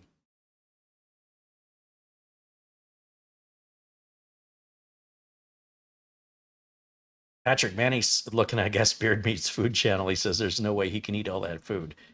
He usually does. I don't know how he does it, but he usually does. And he's doing it under a time limit. And he'll often get it done in half the time. If they say you got 40 minutes to eat this, he'll do it in 20. Mark Leibowitz says, I find competitive eating disgusting. Well, there is a different kind of indulgence that I find disgusting. And the name eludes me. Mara probably knows what I'm talking about. But it's really just about indulge. It's not about eating quickly. It's about eating too much and too often. Large portions. What's that called? It's an Asian word. And I think it's just disgusting. But the competitive eating, I think it's not, the guys do make a mess, but mukbang, Mara's got it, yeah. So if you watch a mukbang video, that is disgusting to me and sad. Usually the people doing it are very large, and if you watch their channel, you'll see them get bigger, and they're probably not going to have a very long life. Seems like a terrible way to die. So, you know, they choose this for whatever reason. There's a guy who was doing the mukbang videos, and he looked like a regular person, and now he looks like 4 people. His choice, his life. What are you going to do? All right. Enough of that. Let's restart and let the updates, the Windows updates that were in the background complete. And yeah, I think we're good. So that'll wrap it up for today. And as you can see, the device manager has loaded all of our drivers. Now we're going to do Windows updates. That's going to take a while. And then we're going to unplug everything, leave it as is, and we'll pick it up on part 3 from exactly where we left off here. And it won't be 2 months. Like, this is going to happen soon. And, you know, at the latest, maybe next Friday. I don't know. I have another build for next Friday I want to get to, so I'd like to have this done before then. I have all of the stuff I got to take to Studio C, and the longer it takes me to get it done, the more it procrastinates and leaves me in a situation where I'm going to have to work harder to move more. Once I install a bunch of parts into one case, I just have to move one case. That would be so much easier. So I am highly motivated to get this done. I was not motivated to get this done prior because it's a channel build. There is no customer waiting for it. Therefore, you get to it when you get to it. But when you got a customer going, hey, you know, I'm paying you money for this, that's where the difference is between an enthusiast and a professional. Right? You as an enthusiast, you can work at your pace, put stuff off, that's fine. If I do that, I'd probably lose my living, right? Customers will only tolerate so much before they take their business somewhere else. And if I'm working for a boss at a corporation and I'm not getting a measured amount of work done every day, I, you know, go find another job. So again, Nothing wrong with being an enthusiast. It's all fine and good. But bear in mind, if you want to consider going into this career, as Mark Leibowitz has, he can tell you the scale of it and the pressure that's on it is very different from messing around at home. Neither is bad. Not one is better than the other. But the amount of experience you gain and the pressure you're under in the world of computer repair, the scale of it and the variations that you'll encounter, the policies and the procedures and why you have to follow them, it's a bit different. And just be prepared for that if that's something you think you want to do. It's very rewarding. It can be. It can also be very thankless. I'm sure other people running businesses in our viewers would agree. Let's see, I want to go back to Windows Update. Let's start that, and then we'll wrap it up. We'll say goodbye. Whoops, didn't mean to click that. Let's go over here, here, and over here. Yeah, it's got a bunch of work to do. So we're going to let it do that, and then we'll go back over to camera 1 full screen and say our goodbyes. That's what we're going to do. There I am. Again, thank you to all the members for making builds like this possible. Thank you, of course, to our, boy, we're going to have to come up with a name like super members. Hyper member? No, Hyper doesn't sound right. But Peter Laycock, Frankie B in Oystein. Frankie B's in New York. Buster is in Scotland. Oystein is in Norway. And they're darn near executive producers with regards to their generosity. And we just, the channel wouldn't be the same without them.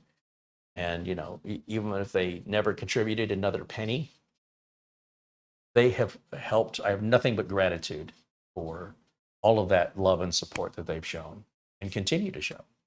And for all of the members, your love and support is also very appreciated, because if I'm just making videos for people who are just taking them and giving nothing back in return, I don't think I want to do it anymore. Certainly don't want to do it very often. So you guys make me want to do that. I am motivated to make it worth your contribution to return something back to you above and beyond. That's my goal. And if there's anything in particular that you'd like to see as a member, if there's a product you want me to review, we will, if it's something that's what we would ordinarily do, routers, computers, tech gadgets, let us know. We can have Mara reach out to the company and see if they'll send us one for review. NASs, whatever it is, computer cases, motherboards, processors, coolers. If you as a member want to see something specific, email us and tell us. Don't do it in the chat room. Email us. We absolutely want to return to our members some sort of dividend, if you will, right? Thank you for supporting us. And if there's anything you want to see, you tell us. And the folks watching for free, they get all this free content because of you. So it all works together that way. It'd be nice if we got paid based on ad revenue from YouTube, but those days are more or less gone. The ad revenue now is, you couldn't even make a car payment with it. It's really bad. So anyway, thank you so much. Of course, we always have our partners, Acronis, RoboForm. Acronis is backup and cloning software. If you don't know what it is, type it into the search here in our channel and you'll find our interviews and walkthroughs. Same with RoboForm, only it's a password manager. If you don't know what a password manager is, download the free trial of RoboForm. Watch our interview showing you how to use it. You'll wonder how you've been living without it. It's that good.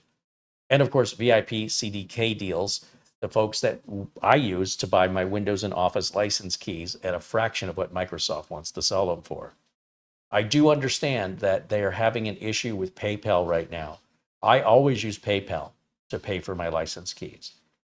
And there is some sort of dispute or issue with payment processing with PayPal that they are working on fixing. But apparently it's going to be a while. It's going to be maybe 4 to 6 weeks is my understanding. In the meantime, they'll still take your regular credit card, but because you're buying something in Hong Kong, in China, unless you normally make international purchases with your credit card, that is a big red flag to the credit card company. here's this guy in Ohio making a purchase in China. He's never done that before. This is suspicious, and you'll often get it blocked. And when that happens, you need to contact your credit card company and tell them, hey, that's me. I'm trying to make this purchase to this company in China, and I want you to authorize it. And they'll say, okay, the next time you try it, it'll go through. Then you order. And with PayPal, you didn't have to deal with any of that. But this is temporary. It's just temporary. So you can either hold on and wait, or I'm not quite sure what other options there are.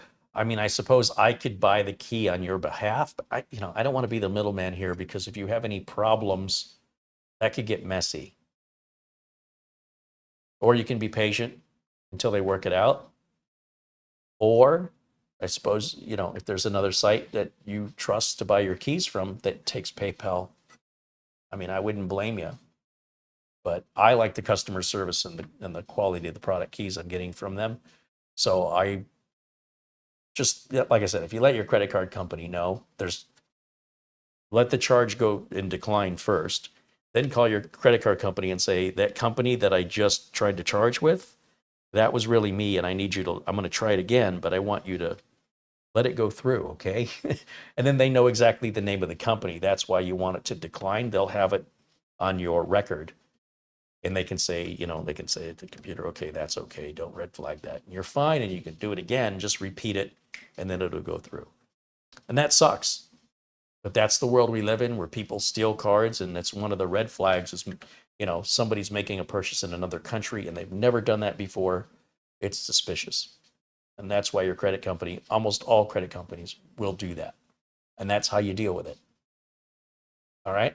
And it's temporary. This will go back to PayPal once they get this issue resolved, which I don't quite understand, but they have assured me it's coming back. Okay. That'll wrap it up for me. So thanks to Acronis VIP CDK Deals RoboForm. Thank you, Mara, for all of your help there administrating and working the extra hour and 15 minutes. And to all of the viewers and members, thank you for your support, your kindness, all the super chats. I'll check the phone one last time here. Oystein, Buster, and Frankie B, thank you guys so much for your continued support.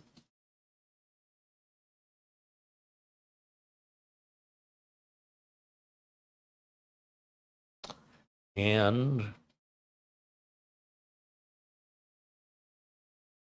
I've got a customer asking me, needing tech support. So, all right, another reason to wrap it up. Thank you guys again. Thank you all. I will see you all. What's today? Friday? I don't know if I'm doing a video tomorrow. I've got a lot of work at Studio C I've got to get done. If possible, I'll be back with a video over the weekend. I just don't know yet. We have a lot of work to finish up here at Studio B, but we have a lot of work to finish up at Studio C. You need to split me in half so I can be at both places. And then, of course, every Monday at 1 o'clock, regardless, we always do our videos for members only. Those are private videos. If you become a member, you'll have access to all the previous videos. They do sometimes include a repair or a build specifically for members that is never released to the public.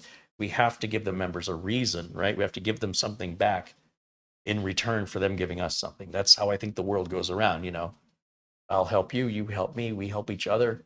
And that just it feels right to me to run it that way. Not to take advantage of somebody and profit from them and give nothing back, and not to be passive and not get involved. So we hope if you're not a member, you will consider it. And the amazing community and the friendships that develop here are pretty incredible. You'll know if you try it. Amazing members, and thank you, members, for making this community so great. That's going to wrap it up for me for today. I will see you all again very, very soon. Like I said, we'll let the Windows updates finish on this, and then we'll set it aside, and I won't touch it. So that we do part 3, we'll wrap it up. Thank you for watching. Bye for now.